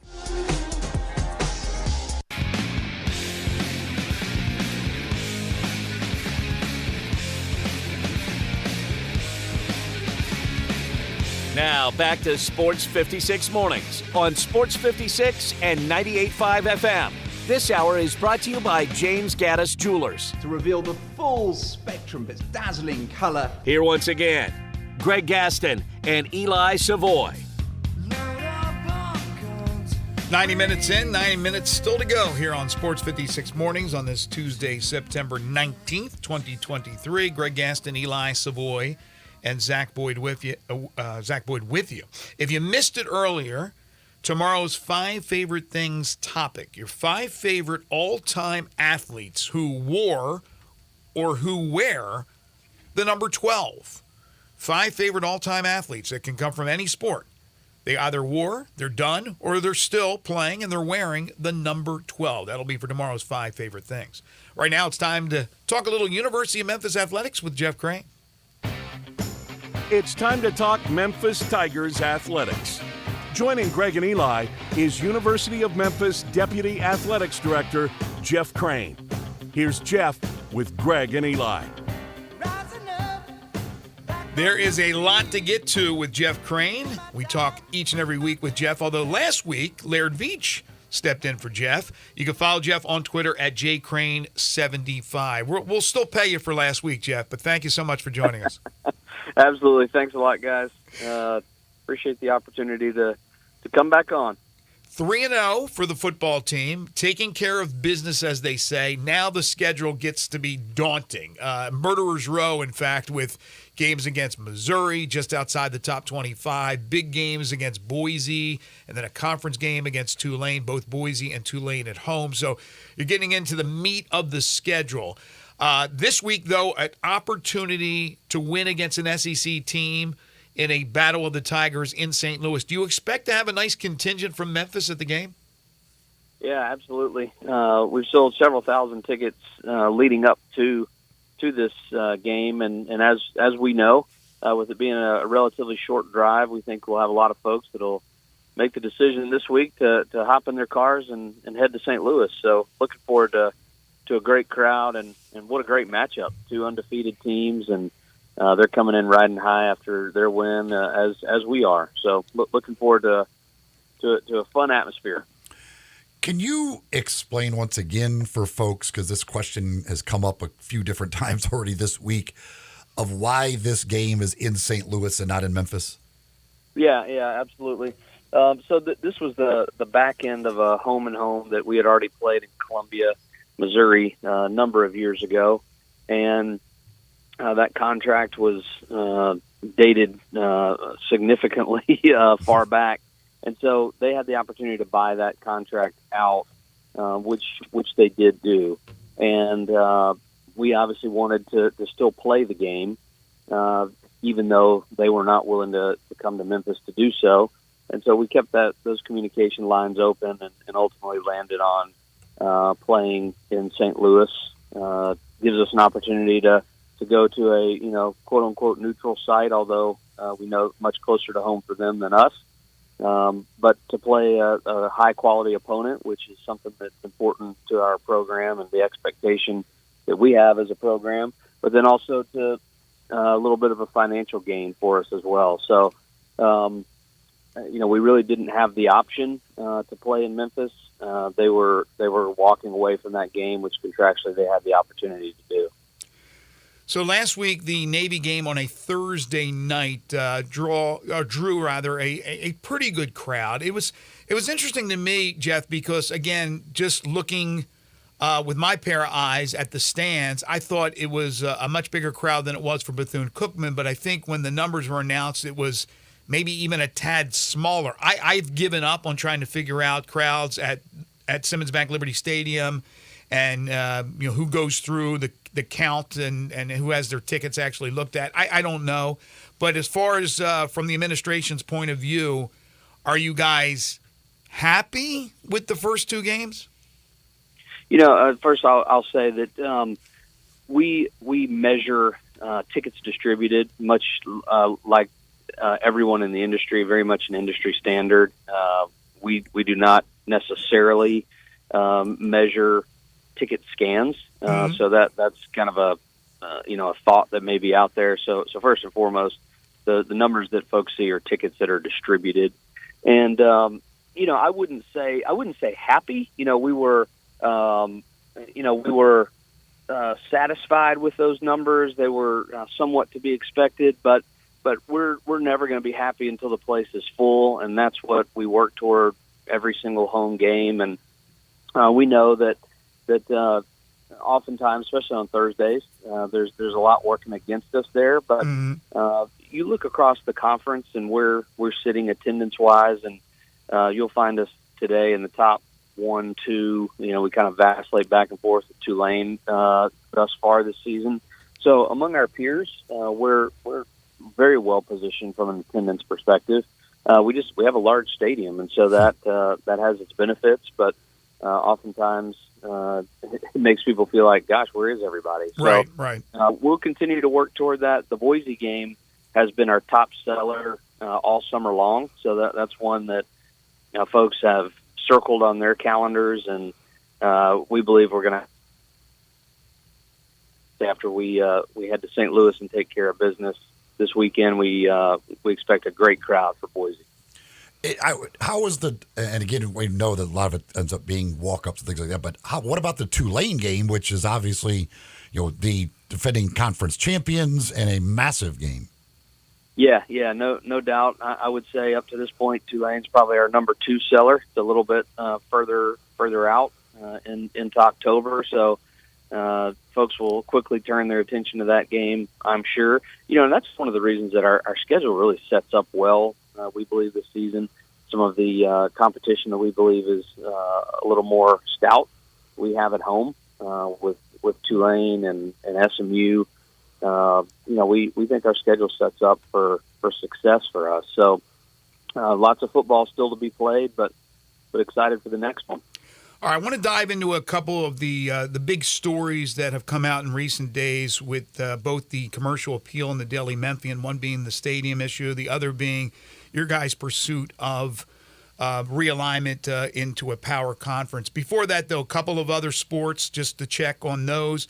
The women's soccer team, number 9 now, nationally ranked, number 9 in the nation. What a job that Brooks Monaghan and those young ladies continue to do for years now. But this team may be more special than any other one, as they are now a top 10 team. Yeah, I mean, we're so proud of our women's soccer program and what they've done over a long period of time. But it does feel like with our run last year into the Sweet 16 and now in the top 10 this year, that we're really taking a big leap in that program. And being a consistent top 10 program is something that I know Coach Monaghan is striving for. We've gotten to that point where we are considered to be a top 25 program, and so now taking that to the next level is really the next step. But hard to do. There's a lot of competition in that space, but really proud of our team and the student athletes and coaches for what they've done to build the program to this point. And as far as men's basketball is concerned, I look, we have the opponents, we have, I think, dates. I'm trying to remember what we are still missing from the schedule. I don't think we have the TV breakdown. When is that going to happen? Yeah, the TV breakdown will kind of trickle out over the next month or so. But I do think that the basketball schedules on the men's and women's side will solidify this week, and so we'll have a lot more to share before the end of the week. Okay. I drove by the Leftwich Tennis Center the other day, and it looks like it's getting really close. When is the official opening of that? Yeah, we're actually having a meeting on that with the city today. So I would anticipate probably late October. There'll be kind of a grand opening sort of event that'll take place. In terms of when it will start to be open to the public, I'm not clear on up to this point. But what I am clear on is that we very quickly have been able to partner with the city and develop probably the best collegiate tennis facility in the country, which is such a huge advantage for our men's and women's tennis programs. And we just couldn't be more excited about the opportunity to have them compete and practice in Leftwich. Place looks amazing. I mean, it really does. It looks so nice. It's huge, and doesn't hurt to have a former Tiger men's tennis player winning yet another major, with Joe Salisbury and his partner winning the doubles title at the U.S. Open at Flushing Meadows. That's always nice. Absolutely. I think you've seen that what Coach Goebel did and others previous to him is really build that program into a nationally prominent program, and that's where we expect all of our programs to be, and men's tennis is certainly one of those. All right, so one of the stories that has come up in the last couple of days in the Open Records deal, great job, by the way, great journalism by both the Commercial Appeal and the Daily Memphian. I want to give them kudos for doing what they did. Obviously, they did their due diligence, and these stories are very interesting and very important. The one story, of course, is your guys' pursuit of trying to get into a power conference, in this particular case, the Big 12. And for those who just think it's lip service every time you're on or Laird's on or Dr. Hargrave's on about doing your due diligence, I mean, this just emphasizes how much you guys have done behind closed doors to try to get Memphis into that position.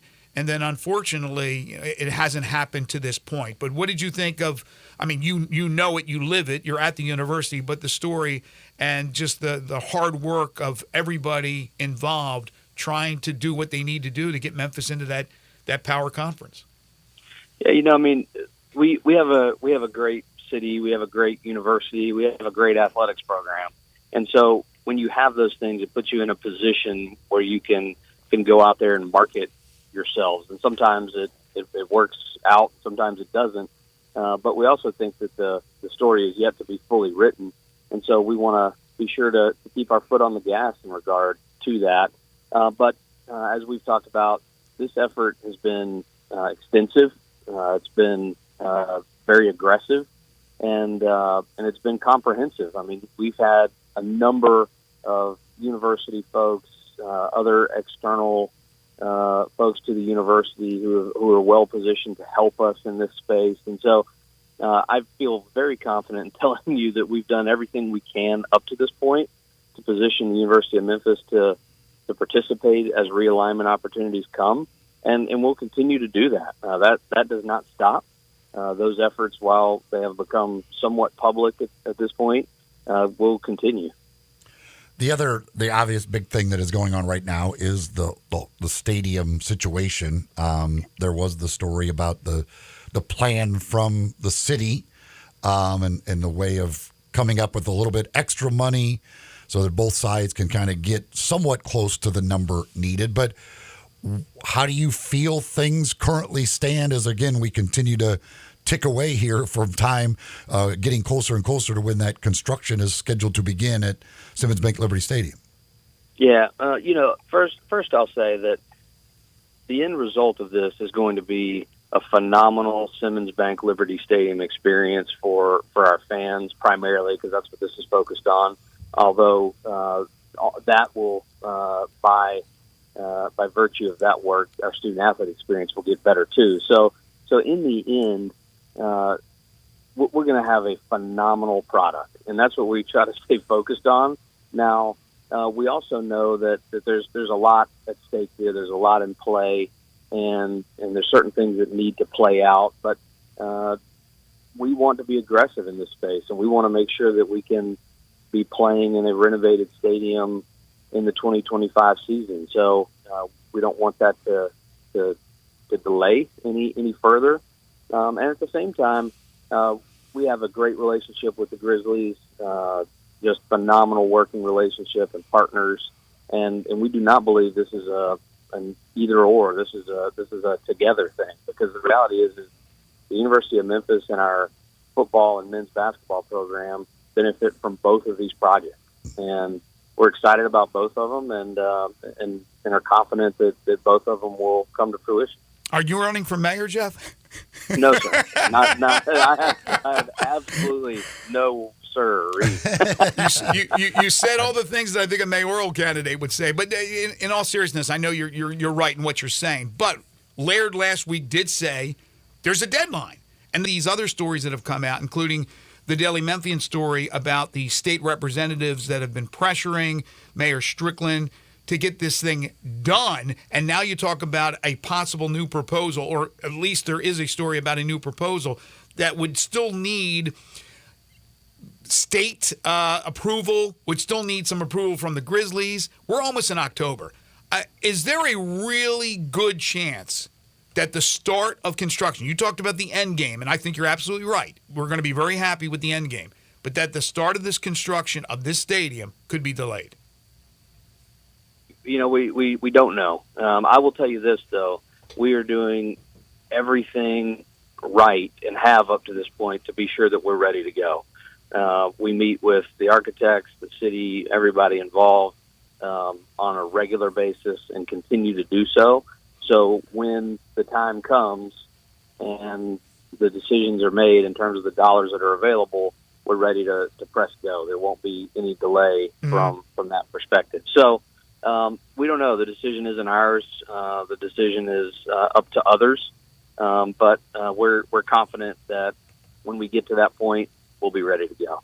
University of Memphis Deputy AD Jeff Crane. He joins us every Wednesday to talk Memphis athletics. You can follow him on Twitter at jcrane75. Jeff, thank you as always. We'll talk to you later in the week. Thanks a lot, guys. Go Tigers, go. Appreciate it. I'll see Jeff up in St. Louis. Folks, if you are into golf, and there's nothing better, in my opinion, than fall golf, Meadowbrook Country Club is now an option for you. It's always been an option if you wanted to join as a member, but now it is semi-private. That means if you want to go and play as a course, like a daily fee course, you can do so. A country club that has been around since 1959. challenging layout, Bermuda greens, and now open to you Tuesday through Saturday at just $59 in tax, and that includes cart. It's at 1250 West Broadway in West Memphis, Arkansas. Meadowbrook Country Club. Again, been around since 1959. Call for a tee time at 870-394-4186. That's 870-394-4186. Less than 15 minutes from Midtown or downtown. An easy trip from anywhere in the whole tri-state area. And if you want to join a country club, you can do that as well. $350 per month to join Meadowbrook Country Club. That includes golf and tennis, pickleball, swimming. They have a great swimming pool, beautiful restaurant and bar. It's Meadowbrook Country Club in West Memphis, Arkansas. Call my buddy Mark Bartlett. He's the pro out there. He can also set you up for Shrixon clubs. He'll give you lessons. He'll fit you for these clubs. He's one of only 3 in the area that do this for the company Shrixon. He is Mark Bartlett, the pro. Give him a call at 870-394-4186 for Meadowbrook Country Club. You're tuned in to Sports 56 Mornings with Greg and Eli on Real Sports Talk, Sports 56 and 98.5 FM. Add a little fun to your lunch break. Join Johnny Radio for Sports 56 Happy Hour from 11 to 1 every weekday on Sports 56 and 98.5 FM. Hi, this is Jonah Gamble, left guard from the University of Memphis football team. Is your credit card rewarding you for everyday purchases? Southern Security has a perfect low-interest reward card that will upgrade your wallet. Max rate is 18%, no annual fees, no cash advance fees. For more information, visit southernsecurity.org or by calling our member service team at 901-452-7900. Southern Security is a proud sponsor of the University of Memphis. A cold shower is no way to start your day. Purchase a new water heater from the pros at Conway Services, and you may be eligible for up to $2,000 in federal tax credits. Call 384-3511 to schedule your appointment. Visit conwayservices.com for details, terms, and conditions. License number 64210, 64365 EAS, MS 19688. Call 384-3511. Conway Services. Call Conway today. Snap into action this NFL season with FanDuel, America's #1 sports book. Right now, new customers get $200 in bonus bets, guaranteed, when you place a $5 bet. That's $200 in bonus bets, win or lose. If you've been thinking about joining FanDuel, there's no better time to get in on the action. The app is so easy to use. There's a wide range of betting options, spreads, player props, over-unders, and more. Hey, in New York, right now I'm looking at all of the unders for Jets offensive numbers. Passing yards, touchdowns, receiving yards. I'm looking at all of the unders in New York. So visit FanDuel.com/win and kick off the NFL season. That's FanDuel.com/win, FanDuel.com/win. FanDuel, official partner of the NFL. 21 plus and present in Tennessee. First online real money wager, only $10 first deposit required. Bonus issued as non-withdrawable bonus bets that expire 7 days after receipt. Restrictions apply. See terms at sportsbook.fanduel.com. Gambling problem? Call TN Redline 1-800-889-9789. Everyone agrees that 117 Prime is Memphis' premier downtown dining experience. But what if you could go one step further and have 117 Prime at home? As hard as it is to believe, 117 Prime, which features some of the best food in Memphis, is available for curbside or takeout. Imagine just swinging by Prime and picking up not just something good, but something great. 117 Prime makes the best steaks in Memphis, and you could eat it in your living room. The best food in Memphis. Enjoy the way you really want to. Pantsless. Finding great candidates to hire can be like, well, trying to find a needle in a haystack, but not with ZipRecruiter. Its powerful technology actively finds and invites qualified candidates to apply to your job. So while other companies might deliver a lot of hay, ZipRecruiter finds you the needle in the haystack. See why 4 out of 5 employers who post a job on ZipRecruiter get a quality candidate within the first day. Try ZipRecruiter for free at ZipRecruiter.com/free. That's ZipRecruiter.com/free. We interrupt this broadcast for special news and information concerning family leisure. The world's biggest spa sale is back and bigger than ever at Family Leisure. How is that possible? Well, let me tell you. You start off with 50 different spa models to choose from 5 different manufacturers. Then you throw in up to 30% off in-stock spas and swim spas. But is that all? Oh, no. you get free upgrades on all in-stock spas, plus 24 months same as cash. Wow! This is the kind of sale that you just can't have every day, but it's happening right now at Family Leisure, the world's biggest spa sale. Soak in the savings right now at Family Leisure, Witten Road and I-40. You know the place where family and fun come together. Please remain calm and walk. Don't run to Family Leisure. And now back to your regular programming. Sports 56 traffic. Still working accident on Austin P Highway West at I-40. The right lane is currently blocked. Wells Station at Macon Road. Working accident there. New accident on 385 West at 240. The left two lanes are blocked, so expect delays. It's 385 West at I-240. The left two lanes are blocked there. And then accident on Dexter at Germantown Parkway. This is your Sports 56 traffic update.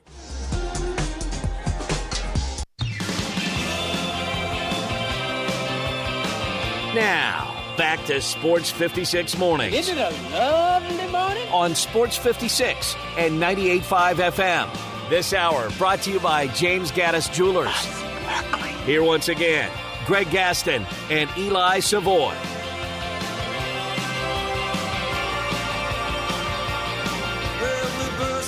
Once again, if you missed it earlier, topic for tomorrow's 5 favorite things. Your 5 favorite all-time athletes from any sport who wore or still wear the number 12. So think about that. Get your list together, compile your list, and we'll talk about it on the show tomorrow.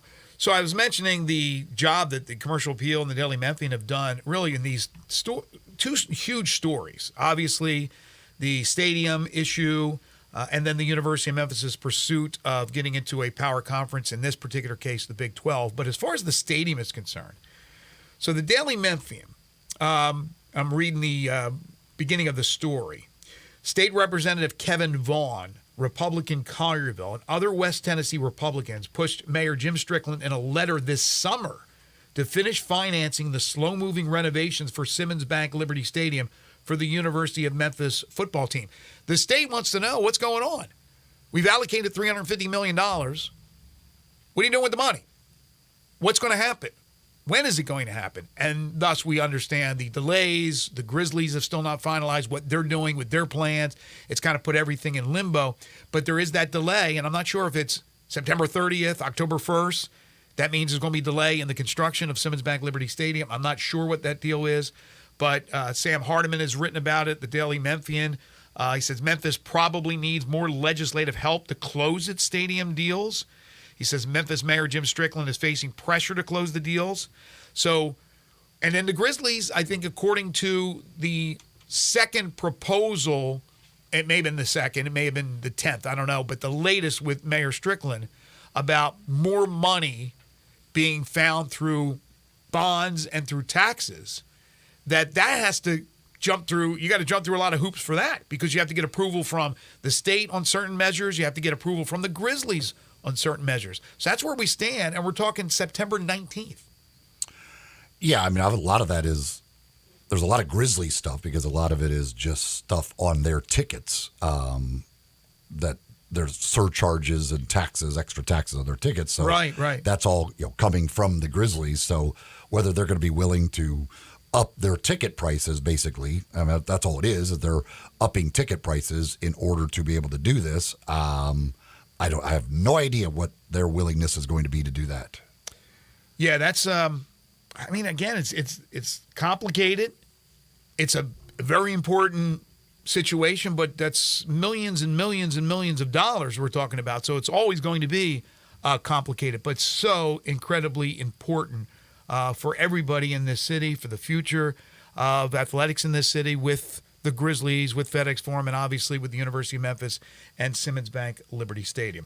Pinnacle Roofing and Restoration for all your roofing and home repair needs. Call Brandon McCullough at 901-438-5084. Locally owned and operated. You can go online to newroofmemphis.com, find out more about them. They offer financing, different plans and options to choose from, a 6, 12, even an 18-month same as cash option. They'll work with your insurance company. They'll work out of pocket, whatever it takes to get that new roof or that roof repaired. They're part of the Roofs for Troops program. Any veteran, active, or retired, you get a $250 rebate on the purchase of a new roof.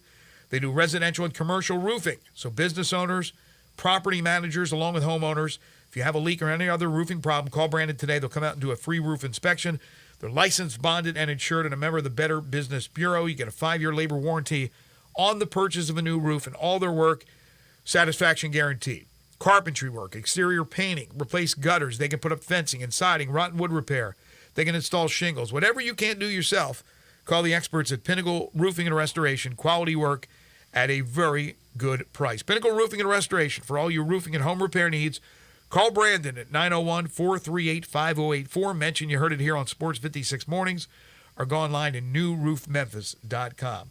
It was quite a game last Saturday at Crane Field for the Rhodes Lynx. We're talking football. We're talking to head coach Rich Duncan when we return for our Rhodes Lynx athletics segment to open up hour number 3. This is Sports 56 Mornings with Greg and Eli on Real Sports Talk, Sports 56 and 98.5 FM.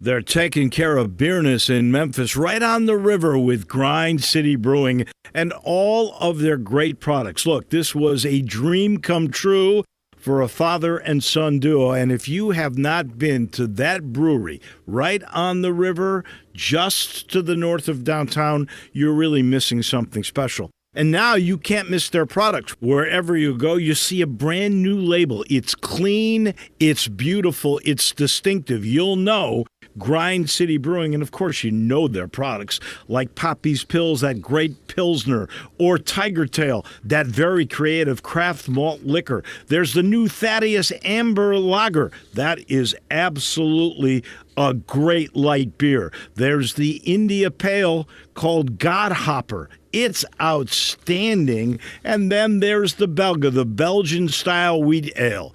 They keep bringing hits at Grind City Brewing. A good friend of mine often says that golfers are the best athletes. This is Sheldon Rosengarten with Marks Bensdorf Realtors. Now, I don't want to embarrass Ed by mentioning his name, but if you stop and think about it, he may be right. Just like the best real estate agent may not be who you think. Like a left tackle in football, a golfer hits it hard off the tee. Like a sprinter, the golfer walks down the fairway to reach his ball. Then like a quarterback who wants to connect with a distant target, the golfer hits the ball again, and in my case, again and again and again. So if you or someone you know is thinking of selling a home, draft your team by interviewing the players. Find out who will block that offensive lineman from knocking your deal down. And find out about the Shell Bucks option play. When interviewing, call or email me to find out why people often say, when you want the job done, call Shell Done. You can reach me at 483-0546 or memphisrelocate.com. That's 483-0546 or memphisrelocate.com. Do it now and don't fumble that ball.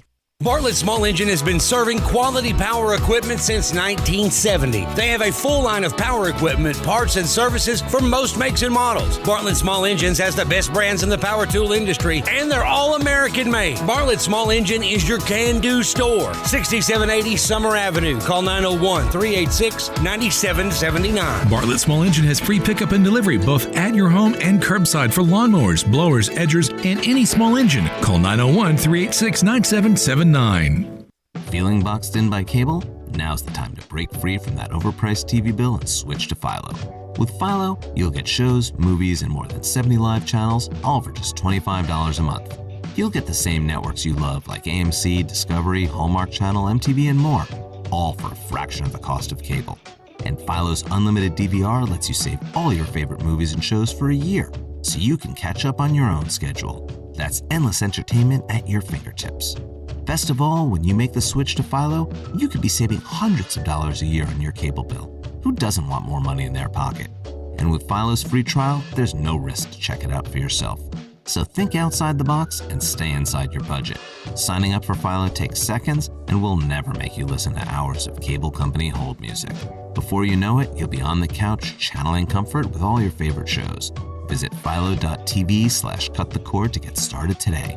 That's philo.tv/cutthecord. Whether it's date night, a birthday, or just because, raise a steak in celebration at Ruth's Chris. Open in the Regalia Shopping Center at the corner of Poplar and Ridgeway. Treat yourself to one of our classic USDA prime beef steaks, seasoned and broiled to perfection. Then serve sizzling hot on one of Ruth's signature 500-degree plates. Visit Ruth'sChris.com to make a reservation.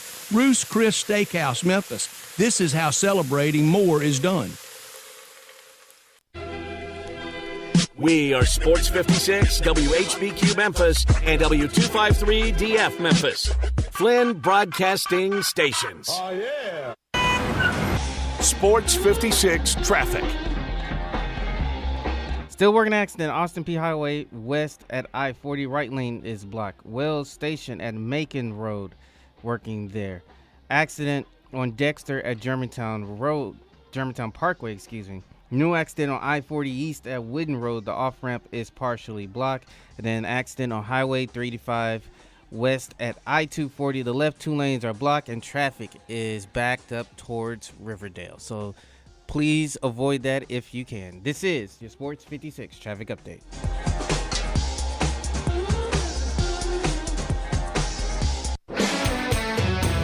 Now back to Sports 56 mornings on Sports 56 and 98.5 FM. This hour is brought to you by Acura of Memphis. Okay, this car looks great wrapped around you, Here once again, Greg Gaston and Eli Savoy. Final hour for us today here on Sports 56 Mornings. Greg Aston, Eli Savoy, and Zach Boyd. We're opening our final segment today, so we'll get back to your texts and we can take your calls as well. Again, that'll be later on in the hour. Tomorrow, Frank Bonner's going to join us from the Daily Memphian to preview the Tigers versus the Tigers this Saturday in St. Louis. Jerry Palm from CBS Sports will talk Grizzlies with DeMichael Cole. 2 weeks in the Grizzlies. We'll have media day and camp will be opening up. It's coming faster than you think. Plus, again, 5 favorite things, your 5 favorite all-time athletes who wear or have worn the number 12. Well, it's Tuesday. It's time to talk some Rhodes athletics. It's time to go inside Rhodes College Athletics on Sports 56 Mornings. Every week, a representative from Rhodes will join Greg and Eli to talk about all things Lynx. Let's go inside Rhodes Athletics now on Sports 56 and 98.5 FM. Rhodes head football coach Rich Duncan joins us again here in studio. You can follow Coach on Twitter at Coach Rich Duncan. A tough one, and I mean a tough one. Last Saturday's the Lynx fall for the first time this year in triple overtime to Center College, 28-26. Are all losses the same for a coach? No, they're not, Greg. Saturday was tough. It was certainly tough, but I was really proud of the way our kids played. We dug ourselves into a 17-3 hole, battled back, and actually put ourselves in position to win it in regulation.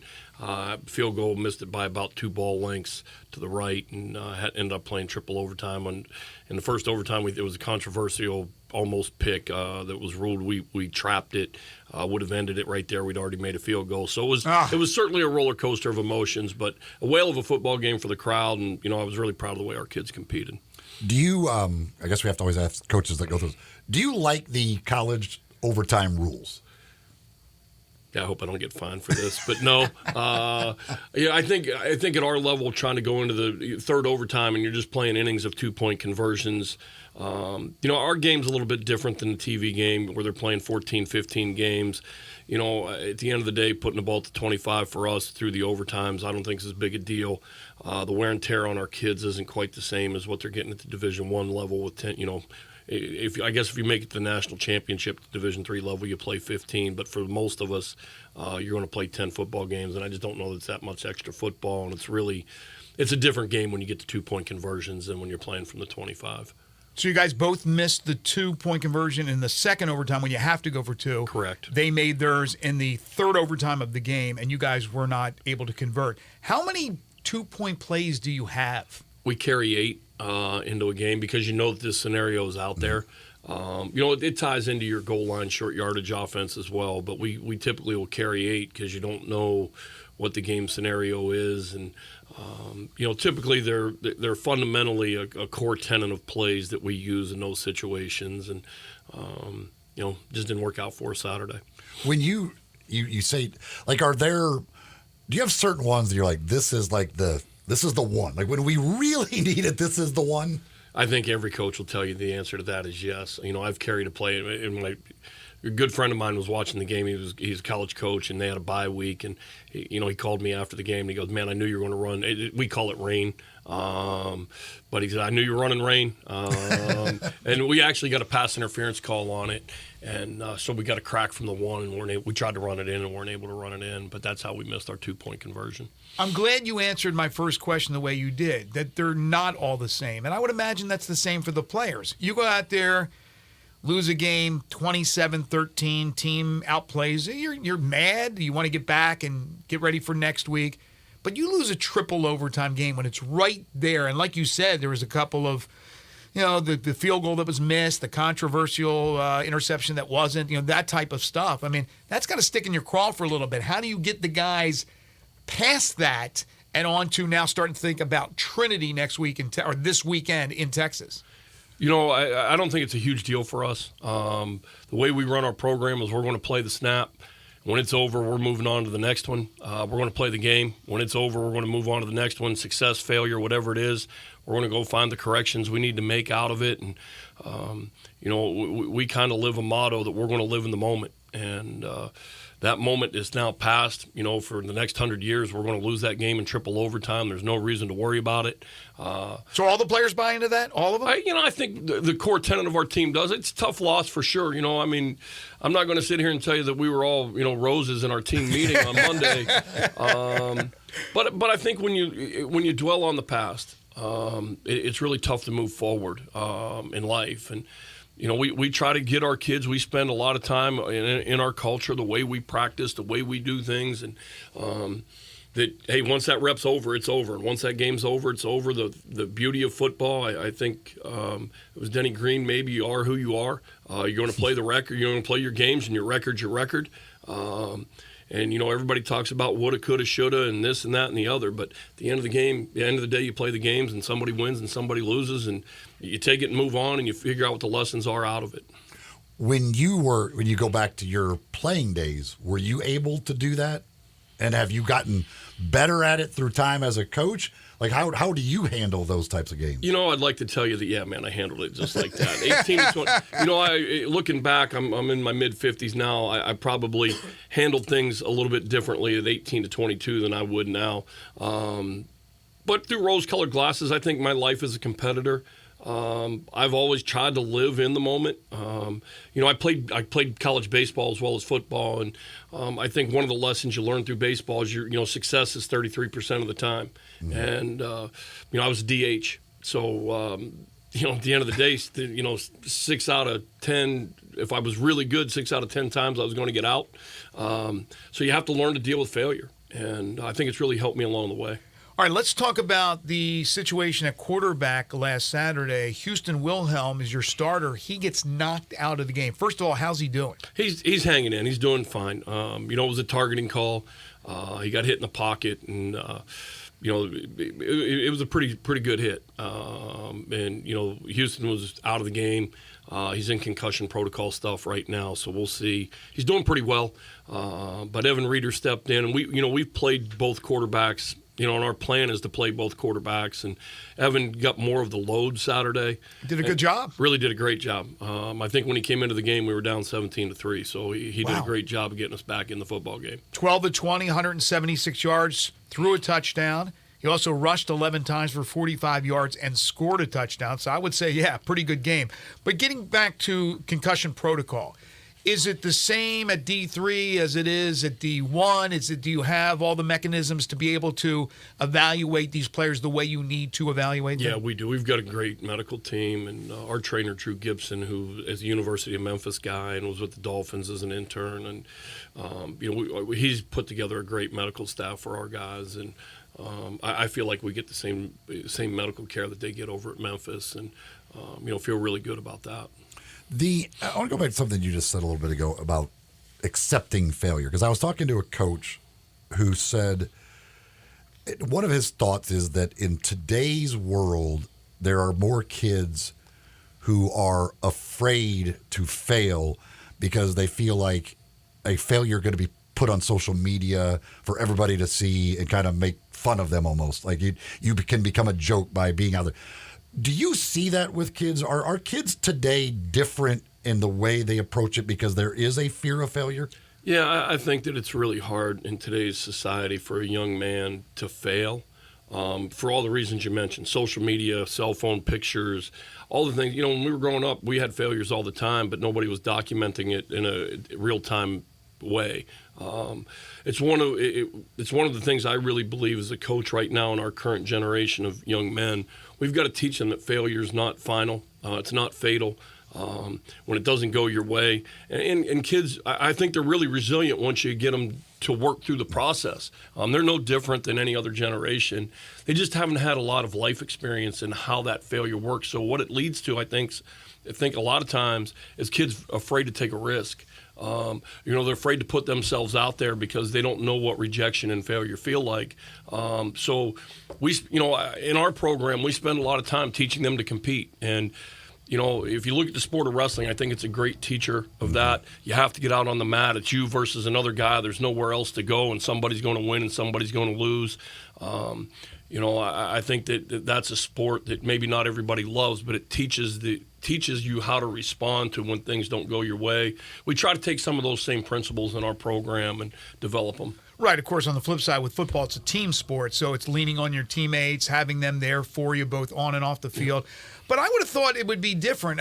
To me, and I'm outside looking in, that a tough loss, is taken a lot harder by the coaches than it is the actual players, that the players are resilient. I mean, there are some that probably it's life or death for them. But for others, it's like, all right, we care, but hey, the girlfriend's calling, or we got this to do, and then got some schoolwork to do, and then we'll prep for the next week. That they're a little bit more resilient than even coaches are. Yeah, I think so. I mean, I think it was Bill Parcells that said the longer you coach, the less the joy you get out of the win and the more pain you get out of the loss. Right. And I think that really does hold true. I've tried to grow up in the last 5 years.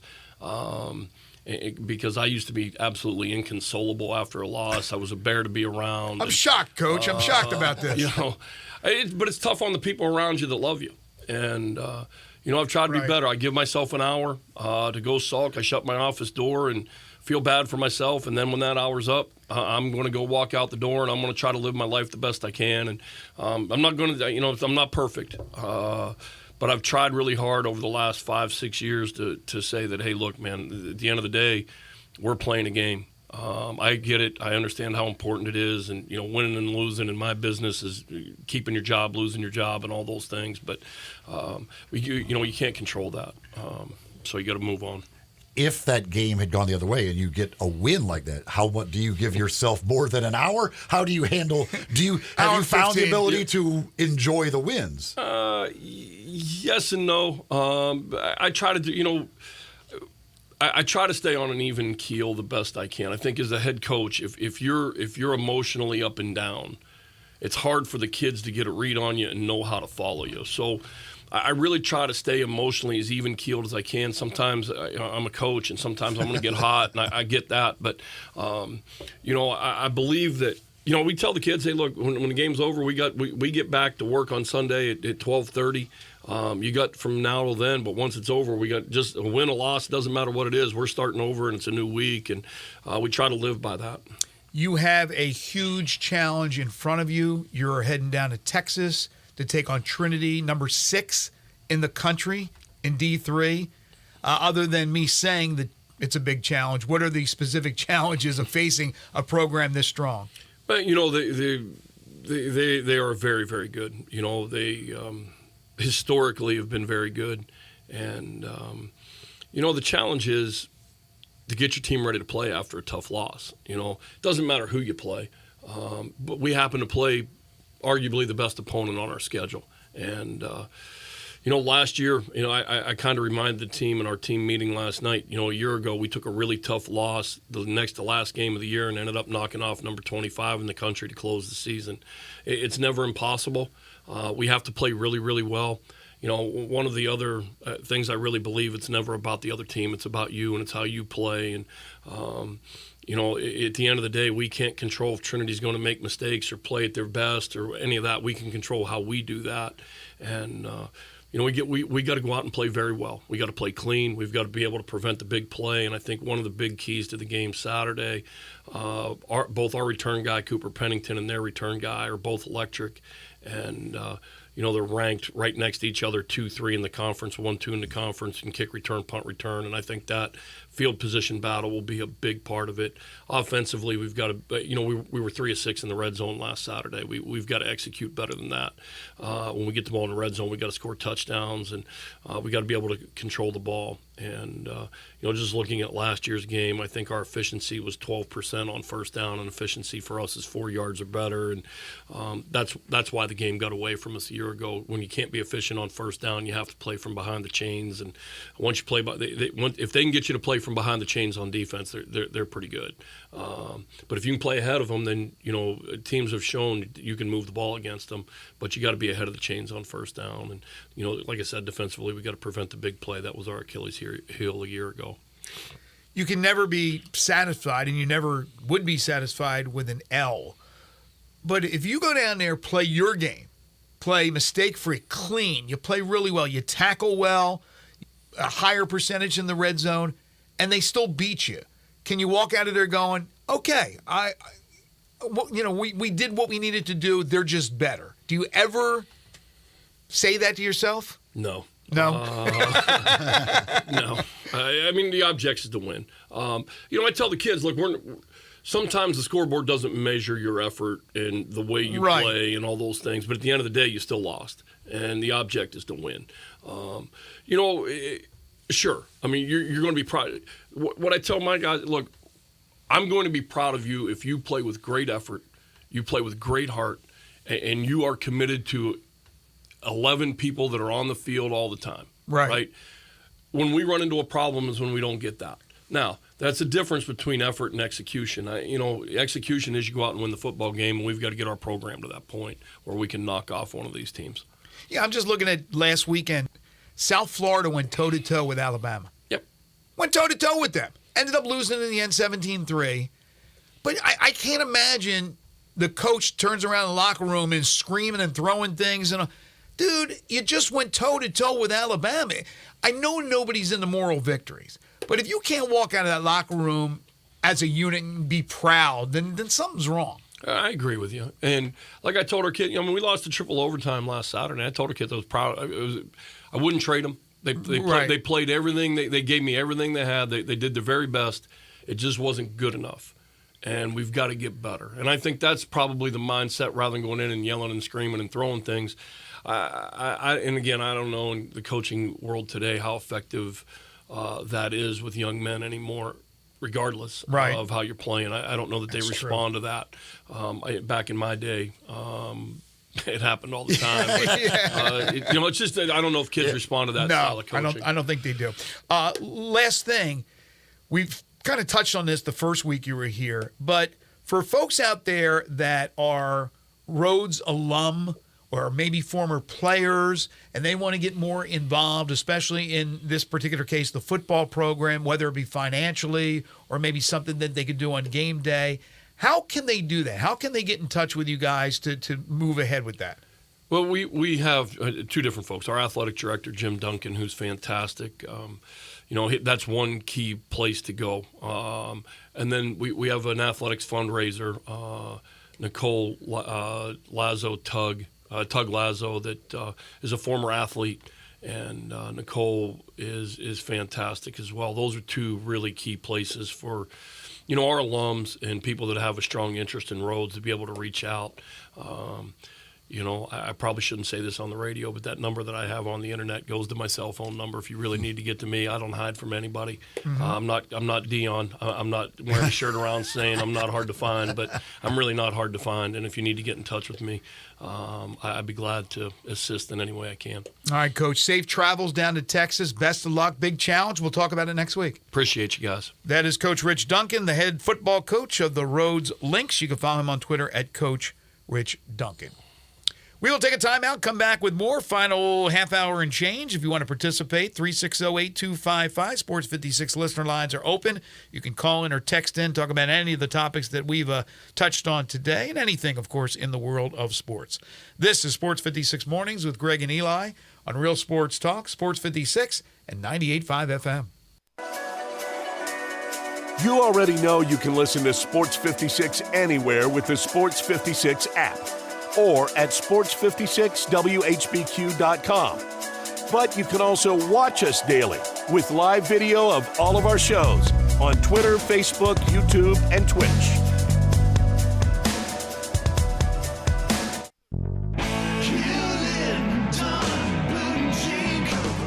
Hewlett & Dunn Boot and Clothing Company, we have it all. From handmade Amish leather belts, fine and casual clothing, boots, casual boots, work boots, fancy boots, and even safety-toed boots. Lots of cowboy hats to choose from, even Nebo lights, good-looking duck head dress shirts, duck head caps, shorts, and pants. Tons of jeans from Ariat, Wrangler, Devil Dog, and Kimes Ranch jeans. At Hewlett & Dunn, we have a great selection of Old South t-shirts and caps. Fine clothing from dress to casual to Sunday best. Enjoy choosing from UFO's orthopedic approved shoes. Hewlett & Dunn Boot and Clothing Company. Boots of every size, every color, every skin. Great quality Western, work, and safety toe boots. Hewlett & Dunn Boots and Clothing Company. 111 North Center Street, Collierville. Hewlett & Dunn. Hewlett & Dunn, serving you and your family since 1961. We're in the break room at a traditional jewelry store here. Hey, Mark, I know it's our job here to try and sell every piece of jewelry, but don't sell this ring. I'm going to try to use my employee discount to buy it for my wife. Okay, but you know you can get a better deal at Genesis Diamonds. Genesis Diamonds? Are you crazy? Better not let the boss hear you. All I'm saying is I got a pair of diamond stud earrings there for my wife and paid a lot less than what we charge here, even after my employee discount. Wow, really? You never know who you'll see shopping at Genesis Diamonds. With no middleman pricing on the best selection of diamond rings, earrings, pendants, bands, and bracelets, it's a no-brainer. I admire your dedication to our jewelry store and not going to Genesis. I know the boss really appreciates your loyalty. It's just the right thing to do, man. And it's nice your wife won't mind getting a smaller diamond. On second thought, can you cover me while I take a break? Genesis Diamonds, the smart alternative to old-fashioned jewelry shopping. With more selection, lower prices, higher quality, stronger warranties, and zero pressure at Poplar and Perkins Extended. Ready for a new ride? We got it covered at Gossett Kia on the Pike. 41 MPG Highway, we got it with 2023 Kia Forte LXS. $229 a month, $29.99 to its signing. Get some EV action in 2023 Nero EV Wind SUV. 253 miles of EPA estimated range, $269 a month, $49.99 to its signing. Plus, check out 2023 Kia EV6 Wind. Get up to 134 city, 101 highway MPGe, $399 a month, $49.99 to its signing. And Gossett will include a free charger with your EV purchase, all 36-month leases, plus Kia's 10-year, 100,000-mile powertrain limited warranty. Ask for Bobby J. He's ready to put you in a new Kia today. Gossett Kia, 1900 Covington Pike, or online, KiaCovingtonPike.com. If you want it, we got it at Gossett Motor Cars. All 36 months, 650 acquisition fee, Forte LSX, PE 678,605, MSRP 21,610, Nero P507859, MSRP 41,090, EV6 P5610964, MSRP 49,687, includes all rebates and incentives, must finance through Hyundai, excludes tax, title, and license. See dealer for complete details. Offer valid through 10/2/2023 with approved credit, dealer stock only. Did you know nearly 40% of men under 40 and over 75% of men over the age of 40 experience sexual performance concerns? At the Memphis Men's Clinic, their experienced physician performs a comprehensive evaluation that determines which specific issues may interfere with your sexual performance. These issues can vary and range from anxiety to medical issues, low testosterone, or erectile dysfunction. The Memphis Men's Clinic has evaluated hundreds of men of all ages over the years and reestablished a normal sexual life. The Memphis Men's Clinic will work aggressively to resolve issues and allow you to restore your sexual health and overall well-being. That's the Memphis way. If you're 20 years old or 90 years old, come and get cared for the Memphis way. Treatment that's based on your specific needs after a professional clinical evaluation by their experienced board-certified physician. Call the Memphis Men's Clinic today at 901-443-0475 or visit memphismensclinic.com.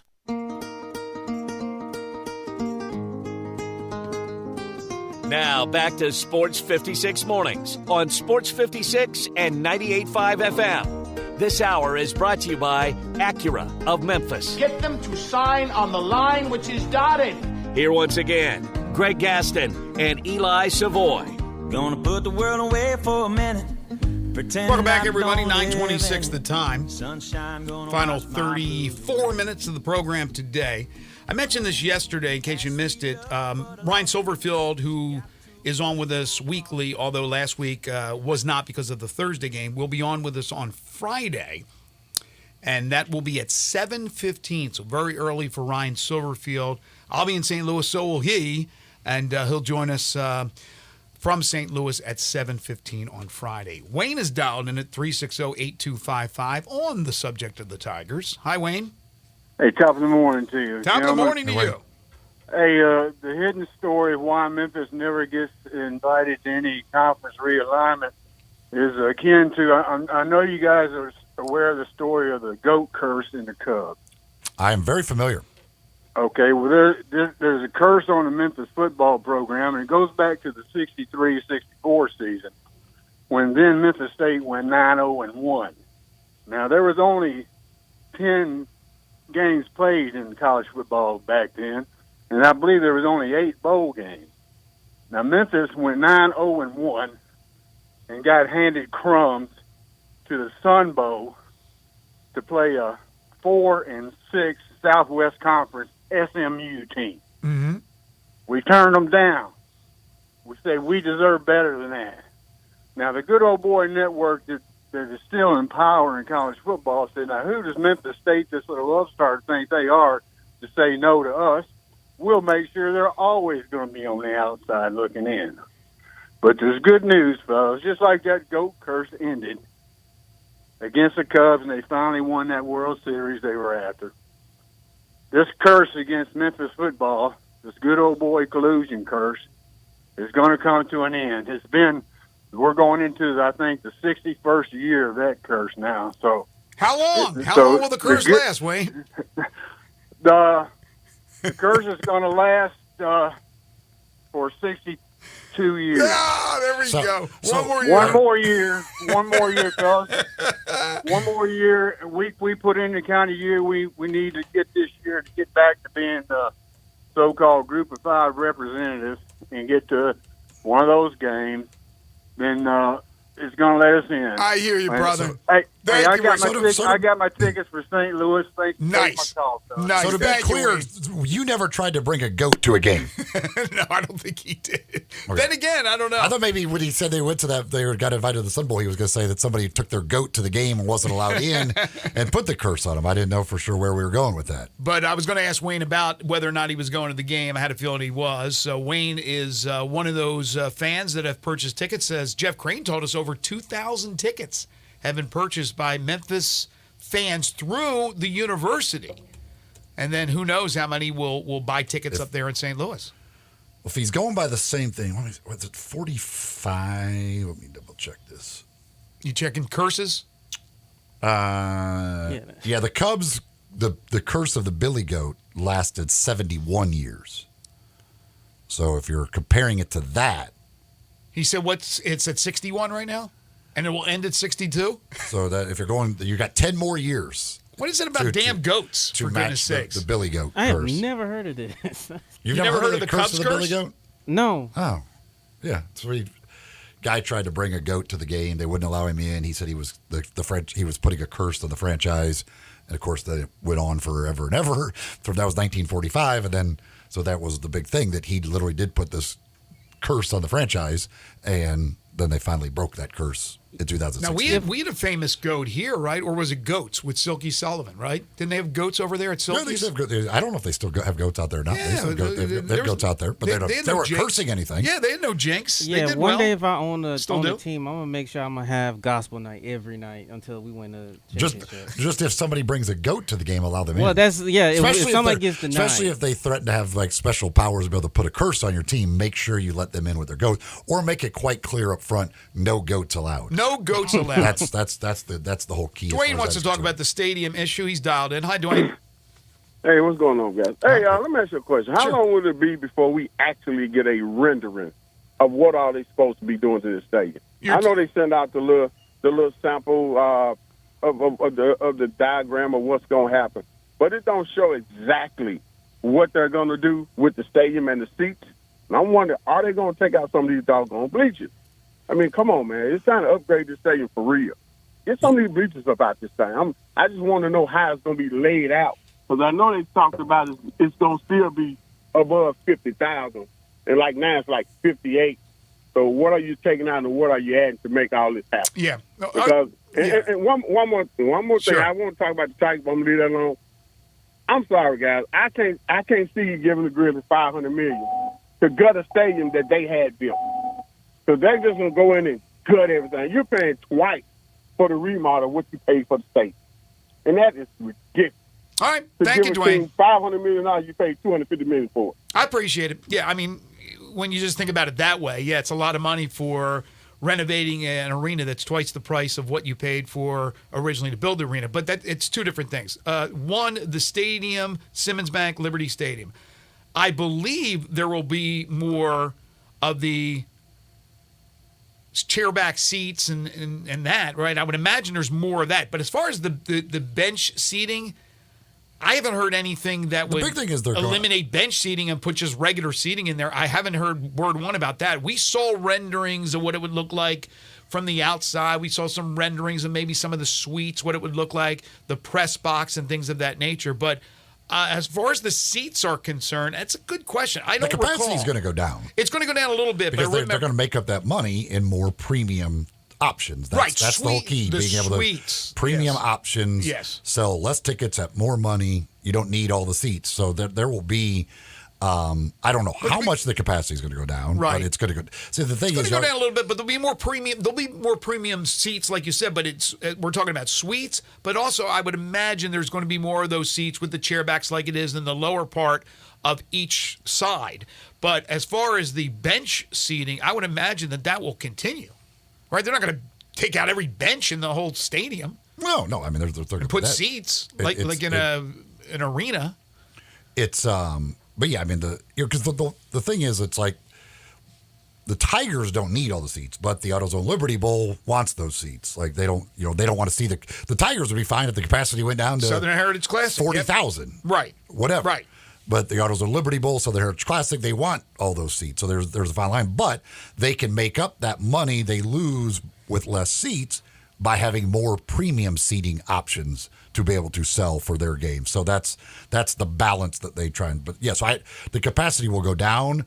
I don't know if it's going to go down to 51, 52, if we're talking 54, whatever. But I would say the capacity will go down. And it's just more, first of all, on the whole thing with the FedEx Forum. First of all, it's more expensive to do stuff today. Like it's just, things are more expensive, bottom line. And again, it's not gutting the place that they just built. I mean, it's major professional sports. It's the cost of doing business. Like when an arena or stadium is 20 years old, a lot of them want a new one. Like they could be asking for a brand new one. Like Oklahoma City. And we know what that would cost. It's not going to be $250 million again. So they're doing the cheaper option. They're doing the renovation rather than the new stadium. So it's expensive to do stuff in today's world. Go buy it. Whatever. I don't know what, if you bought a car, what did FedEx Forum, was that 20 years, 22 years ago, whatever FedEx Forum opened, 21 years ago, 20 years ago, going on 22, I think. If you bought a car then versus buying the same car now, it's more expensive now. Like things have gotten a lot more expensive in the world. In the world, you look at the history, there was pre-World War II, post-World War II. There was pre-9/11, there was post-9/11. There's pre-COVID, and there's post-COVID. Things have changed, yes. Look, there are some people out there that think it's just, they're trying to gouge the city and the state, and they don't care one bit about the university. I don't think that's true, but they care about, first and foremost, them. They care about their arena. They care about strengthening something in our city, which is extremely important. But so is the importance of the university. And that's why Mayor Strickland has worked diligently to try to find a deal that would suffice for both, that would make sense. Obviously, that money is going to come from these new taxes, if approved, more bonds and things of that nature. And that's a kind of a proposition that, I wouldn't want to be a part of. I have to make those tough decisions, whether you're legislators or whoever it may be, because it's going to affect people. Now, the tax money from the hotels, unless you're doing staycations, is not going to affect you. It's going to affect people from out of town coming to Memphis now to stay here, to vacation here, to visit here. But these other taxes, including the actual ticket itself for Grizzlies games. I mean, are these things all going to be improved? I don't know. But again, it's not Grizzlies versus Tigers, but that's what it's been worked up to be. And that's why people are in a frenzy right now about this. I'm not worried about that. I'm worried about timing. You don't want to delay on anything. So that's why in the case of the Grizzlies, it's like, I know you've worked extremely hard. You've looked at 1,000 different plans. Get something. Whatever it is, whatever it's going to cost, that's going to be obviously an issue, but get your ducks in a row, present this, and then go from there. They haven't done that yet. That's the problem, that everything is delayed. And as Laird Veach told us last week, if it's not soon, then more than likely the beginning of the construction of Simmons Bank Liberty Stadium will not take place right after the AutoZone Liberty Bowl game. It will be delayed. I will remind Tiger fans once again, you play in that arena also. They're both your stadiums. Right. I don't like this whole thing of like the Grizzlies wanting to do this for their arena, blah, blah, blah, take all the money. You play there also. Yeah. You're getting benefits from the renovations of that one as well. I think people forget that at times. Right. Speaking of Simmons Bank Liberty Stadium, one of the tenants, some interesting news, an interesting report that is out there. Okay. Axios, which I have no idea exactly who Axios is. I've heard of it. But it's a news, I guess, agency. They have a report that the XFL and the USFL are in advanced talks to merge. They say, according to 3 sources familiar with the situation. Is Rock one of those forces?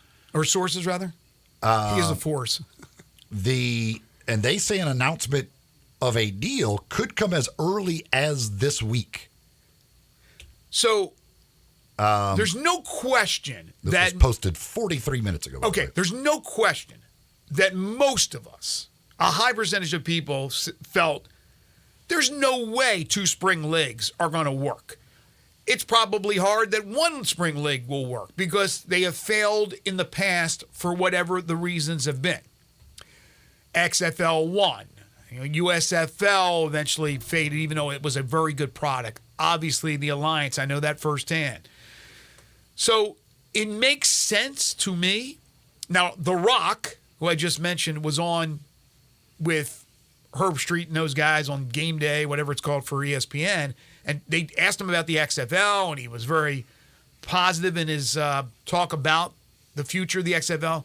Never once kind of going in that direction, that there could be a merging of the two. But it makes an awful lot of sense. There was a lot of players from the XFL and the USFL that had auditions, let's just say, with NFL teams, and a number of guys stuck with NFL teams.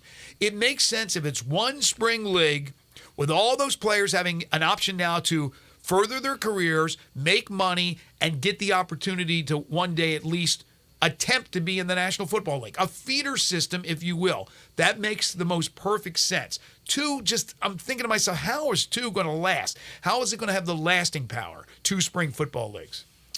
According to this report, the merger would be structured as a merger of equals, and they are hoping to combine before the 2024 seasons. That would be next season. Yes.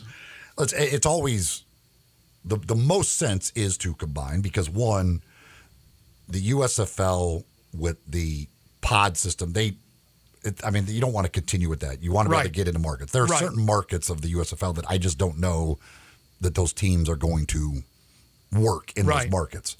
So, what part of the calendar makes sense, though, better, in your opinion? Remember, the USFL played earlier. The XFL played earlier.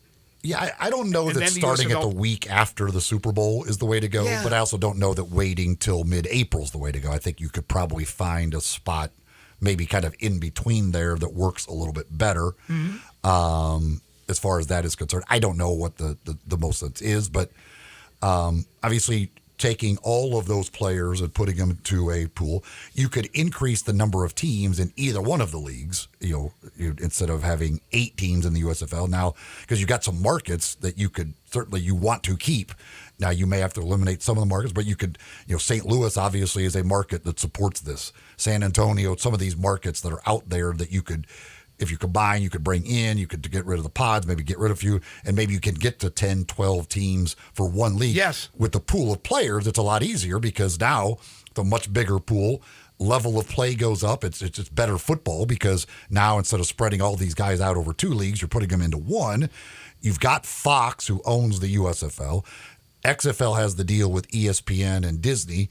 You could kind of combine those TV deals, get even more exposure. There's a lot of reasons why this would make a lot of sense. And I think, Fox has said all along that the USFL has been profitable to them. I don't know for sure, but they say it. They are very happy with it. There was the report from Forbes that the XFL taking a bath lost $60 million in year one under the rock. So, where everything stands as far as all the books and all that actually is concerned, I don't know, but it's the right thing to do. The best thing to do for a spring football league is to have one league with all of the players combined into that one league to increase the level of play and bring all of those markets together to have teams all in their home market and in some markets that draw very well for this stuff. Remind me, does Houston have a team in both those leagues? Yes. Okay, so something would have to give there. Or you could double up. Well, yeah, they're not going to take every market. They're not going to just take every team from both leagues and combine it. There's going to be teams that go Well, there's away. only 8 teams in the USFL, correct? Yes. And how many are in the XFL? 8 as well? It's not inconceivable they couldn't take 14, right? You get rid of one of the Houstons or combine the 2, and then somebody else is dumped, and you go 14. I don't know, but that's the way it should go. I think that's, if true, makes a lot of sense. By the way, Colorado State, the numbers are in officially. 9.3 million viewers. ESPN's most watched late night game on record. 5th highest of any regular season game on record. And this comes from Stuart Mandel. For reference, the typical Pac-12 after dark game gets between 1 to 2 million. They got 9.3 million for Colorado and Colorado State. People are going to still try and tell you that he's not making a difference. Deion's it's not been a success because they haven't beaten anybody good. It's actually almost astonishing what he has done in just the first 3 weeks of the season. It's beyond what you could have conceivably thought would happen. It's well beyond. It's impossible to think that a coach could have this impact, again, by not beating anybody. If you say he hasn't beaten anybody. Okay, but so think about that. He hasn't beaten anybody, but yet they got 9 million viewers to watch him play Colorado State. Right. It's absolutely mind-blowing how much interest he has created in a program that won one game last year and has already, their preseason win total number over-under was 3. They've already gotten there. It's absolutely crazy, crazy stuff. Moving can be stressful with the folks at Black Tie Moving. Well, they can take the stress and worry out of the process. Whether moving across town or across country, make sure to call the professionals at Black Tie Moving to help you with your move. Don't be asking your friends and other people to try and help you. Don't try and do it yourself. Get the professionals, and that is Black Tie Moving. That's the right call to make. 901-316-6196, or you can go to blacktiemoving.com/Memphis. You get a no-obligation quote up front after talking with them. They'll come up with a plan with you, fitting both your needs and fitting your budget as well.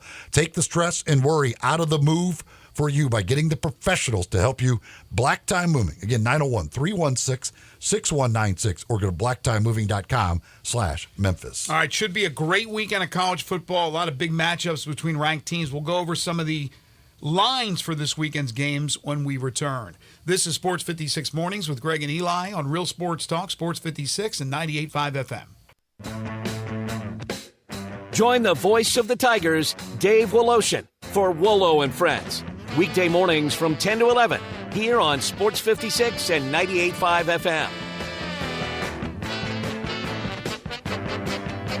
You or someone you know or care about has dealt with a difficult divorce. When facing divorce, you need the attorneys at Rice Law. Nick and Larry Rice lead the firm with 3 generations and 7 decades of experience. Located in Memphis, serving the entire state of Tennessee and North Mississippi. Rice Law is who you need to call. Simple or difficult divorce, they know how to handle it. Call Rice Law at 901-526-6701, or for more information, visit them at aboutdivorce.com. That's aboutdivorce.com. 7. 12. What are we playing? Central Barbecue has 7 different kinds of sandwiches. Okay, does that seem like a lot? Are you kidding? 7 may be the most perfect amount of sandwiches. See, they get the pulled pork. You can get chopped on request. Then trim sliced beef brisket sandwich. There's 2 right there.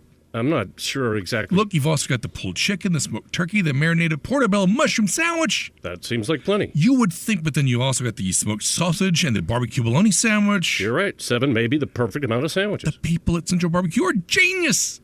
At Sissy's Log Cabin, you'll find only spectacular natural diamonds that will remain treasured for generations. That promise is now symbolized by the engraved Sissy signature and sapphire, representing our guarantee of extraordinary service, selection, experience, and quality. Stop by any of our stores or visit sissyslogcabin.com and experience the Sissy's promise for yourself. Find a jeweler for a lifetime, only at Sissy's Log Cabin, because life's too short for ordinary jewelry. Chris Price here with Metro Builders. Is your roof leaking? Do you have mold stains on the ceiling of your home or business? Is your carrier denying your claim or offering a repair because they just don't have enough documentation? You need a contractor that performs work for insurance carriers each and every day, and Metro Builders is here to assist. This is why you call Metro Builders. At Metro Builders, we provide free estimates and consultation and love to assist homeowners with their claims. Metro Builders' process of arriving, inspecting, and diagnosing problems is second to none. Our team of Hague-certified technicians are standing by to assist you with providing estimates and photos to your carrier to document your loss. And the best part of all you owe is what your policy states. No large fees on top of the final scope. We use high-grade materials and are certified by companies like Atlas, CertainTeed, Owens Corning, and even Mulehide. We offer best-in-class warranties on all of our jobs, up to 50 years. When it comes to roofs and restoration, call Metro Builders to schedule your free inspection. Call me. 901-375-1717. That's 901-375-1717.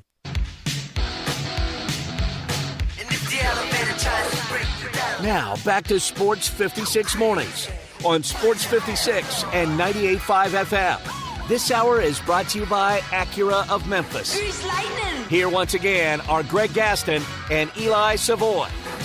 Don't lie. Where'd you living in? Take a look around. At least you got friends. Got a text from Grizzly Pat. Says, will 901 FC have to go back to the state for funding new stadium or relocate? Additionally, what happens to the Coliseum if 901 FC doesn't get funded? Yeah, I don't think they're getting any state money. That state money has already been allocated for stadium use. They were involved in the initial literature, but I just don't know what's going to happen. Now, could they play at the University of Memphis soccer field? But there's no real seats there. So, no. Could they play at Mike Rose? I haven't been at Mike Rose in a long time. I know they had the stadium, but I'm not sure how many seats are out there. So, I think there's a good chance you could lose them. As far as the Mid-South Coliseum is concerned, if you don't renovate, that eyesore is going to sit there forever, I think. Yeah, what should happen to the Coliseum, regardless of anything else, it should be knocked down. That's what should happen to it. Now, I know it's expensive. Mayor Strickland on our show was talking about the expense to knock down something. That's the whole thing. See, if regardless of what happens, they need to have the equipment ready to go after the Autos of Liberty Bowl. And if they can't start knocking down the Liberty Bowl, just turn around and knock down the Coliseum. Oh, I missed. There's work to be done out there. There's something to be knocked down that day. I don't care what it is. Just knock something down that day. If it can't be the part of the Liberty Bowl or Simmons Bank Liberty Stadium, by golly, knock down Coliseum. But yeah, I don't, as far as 901 FC, there's no way in this whole thing that they are getting any sort of new stadium. Not in this wave of funding. Whether there's any possibility of anything out there in the future I have no idea, but this one, there's no way there's any money left over for 901 FC. Do you remember how many more years they have left until they have to have their own stadium by USL mandates as far as not sharing with a baseball stadium? Is it 25? I do not. I think they'd have another year, 2024, to be okay to split with the Redbirds. I think 2025, it may be it. This side of the program is brought to you by Acura of Memphis. They're on Ridgeway right there at the intersection with 385. You can also find them online at acuraofmemphis.com. Go by, take a test drive on those beautiful Acura automobiles. Talk with the great folks at Acura of Memphis. You can also find them online, as I mentioned, at acuraofmemphis.com, where you get a lot of information on special deals they've got going on. All the information you need about all the different models of Acura, plus inventory of pre-owned vehicles, including certified pre-owned Acuras. AcuraMemphis.com, but go by and see them in person at Acura of Memphis. Updated college football lines for this week. The Memphis-Missouri game started as Memphis a 7-point underdog. Still, Memphis a 7-point underdog. Texas A&M is favored by 7.5 at home against Auburn. Kentucky is a 2-touchdown favorite at Vanderbilt, 14-point favorite. Alabama, a touchdown favorite over Ole Miss in Tuscaloosa. Tennessee is a 20.5-point favorite over UTSA. Again, UTSA not sure whether or not Frank Harris, who has turf toe, will be able to play. Did not play against Army, and they lost. LSU is a 17.5-point favorite over Arkansas. Florida is a 28-point favorite over Charlotte. Georgia, the number one team in the nation, 42-point favorites over UAB. And South Carolina, looking to bounce back after the loss to Georgia, they are 6-point favorites in their game over Mississippi State. There's a lot of big national games as well. As we take a look at the rest of some of these games, Boise State, who will be here in Memphis next week, they are 7-point favorites at San Diego State. Maryland, a 7.5-point favorite at Michigan State. Michigan is a 24-point favorite over a pretty good Rutgers team. Florida State and Clemson. Florida State is a 2.5-point favorite at Clemson. What do you think about that line? I think that's fair. How often has Clemson here in the last 10 years been an underdog at home in Death Valley? Probably not very often. Oklahoma is a 14.5-point favorite at Cincinnati. SMU and TCU. TCU, a 6.5-point favorite. That's all. TCU, 6.5-point favorite over SMU. Colorado and Oregon. Oregon is a 3-touchdown favorite over Coach Prime and his team. UCLA and Utah, battle of ranked teams. Utah's a 4.5-point favorite over UCLA. A few others for you. Let's see what we have. Let's see. Oregon State, Washington State, both ranked. Oregon State is a 3-point favorite over Washington State. In the Battle of Nomads. It's the Homeless Bowl. The homeless bowl. Winner gets a conference. The Homeless Bowl. I like that one. They're fighting Rick Stockstills. They're a 2-point favorite over Colorado State. I wonder how Jay Norvell's team bounces back against Middle Tennessee State. Will you have anything to say about Rick Stockstill and what he wears? Tulane will play Nichols, so no line on that one. Arkansas State, coming off a win, is at home, and Southern Miss is a 7-point favorite at Arkansas State. That would be a bad loss. Arkansas State's okay. Southern Miss is okay. Arkansas State's not. But at home, 7-point underdog. Wow. Texas and Baylor. Texas is a 15-point favorite at Baylor. Iowa and Penn State. Penn State's a 14.5-point favorite over Iowa. Notre Dame, 3-point dog at home. That's one thing I forgot to mention. What's that? Kirk Ferentz thing last week is one of the most embarrassing things I've ever seen in my entire life. His son?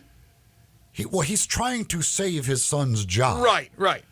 Scoring a touchdown with 30 seconds to go in the game, up by 24. I know. To go up by 31 is I am dumbfounded that you could be that, like, if I was the opposing coach of that one, I don't care about running. Like, that's ridiculous. That's 30 seconds. All you got to do is kneel down. Game's over.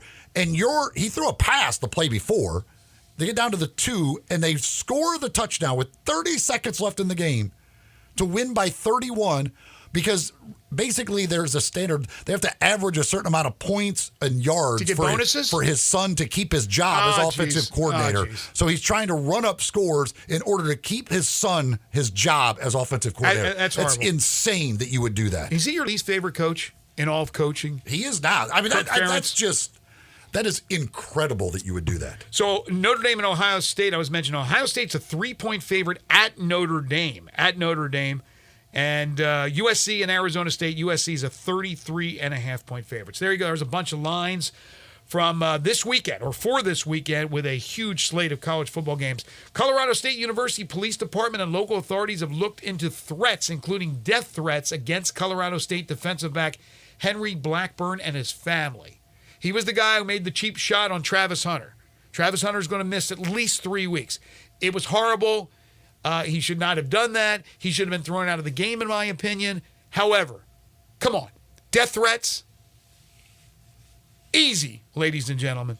Easy on the death threats. It's sports, for goodness sakes. It was a late hit. That'll do it for us today. I want to thank Connor O'Gara, Jeff Crane, and Rich Duncan for joining us on the program. Tomorrow, we'll talk Tigers and Tigers. University of Memphis and Missouri with Frank Bonner, Tigers beat reporter covering football for the Daily Memphian.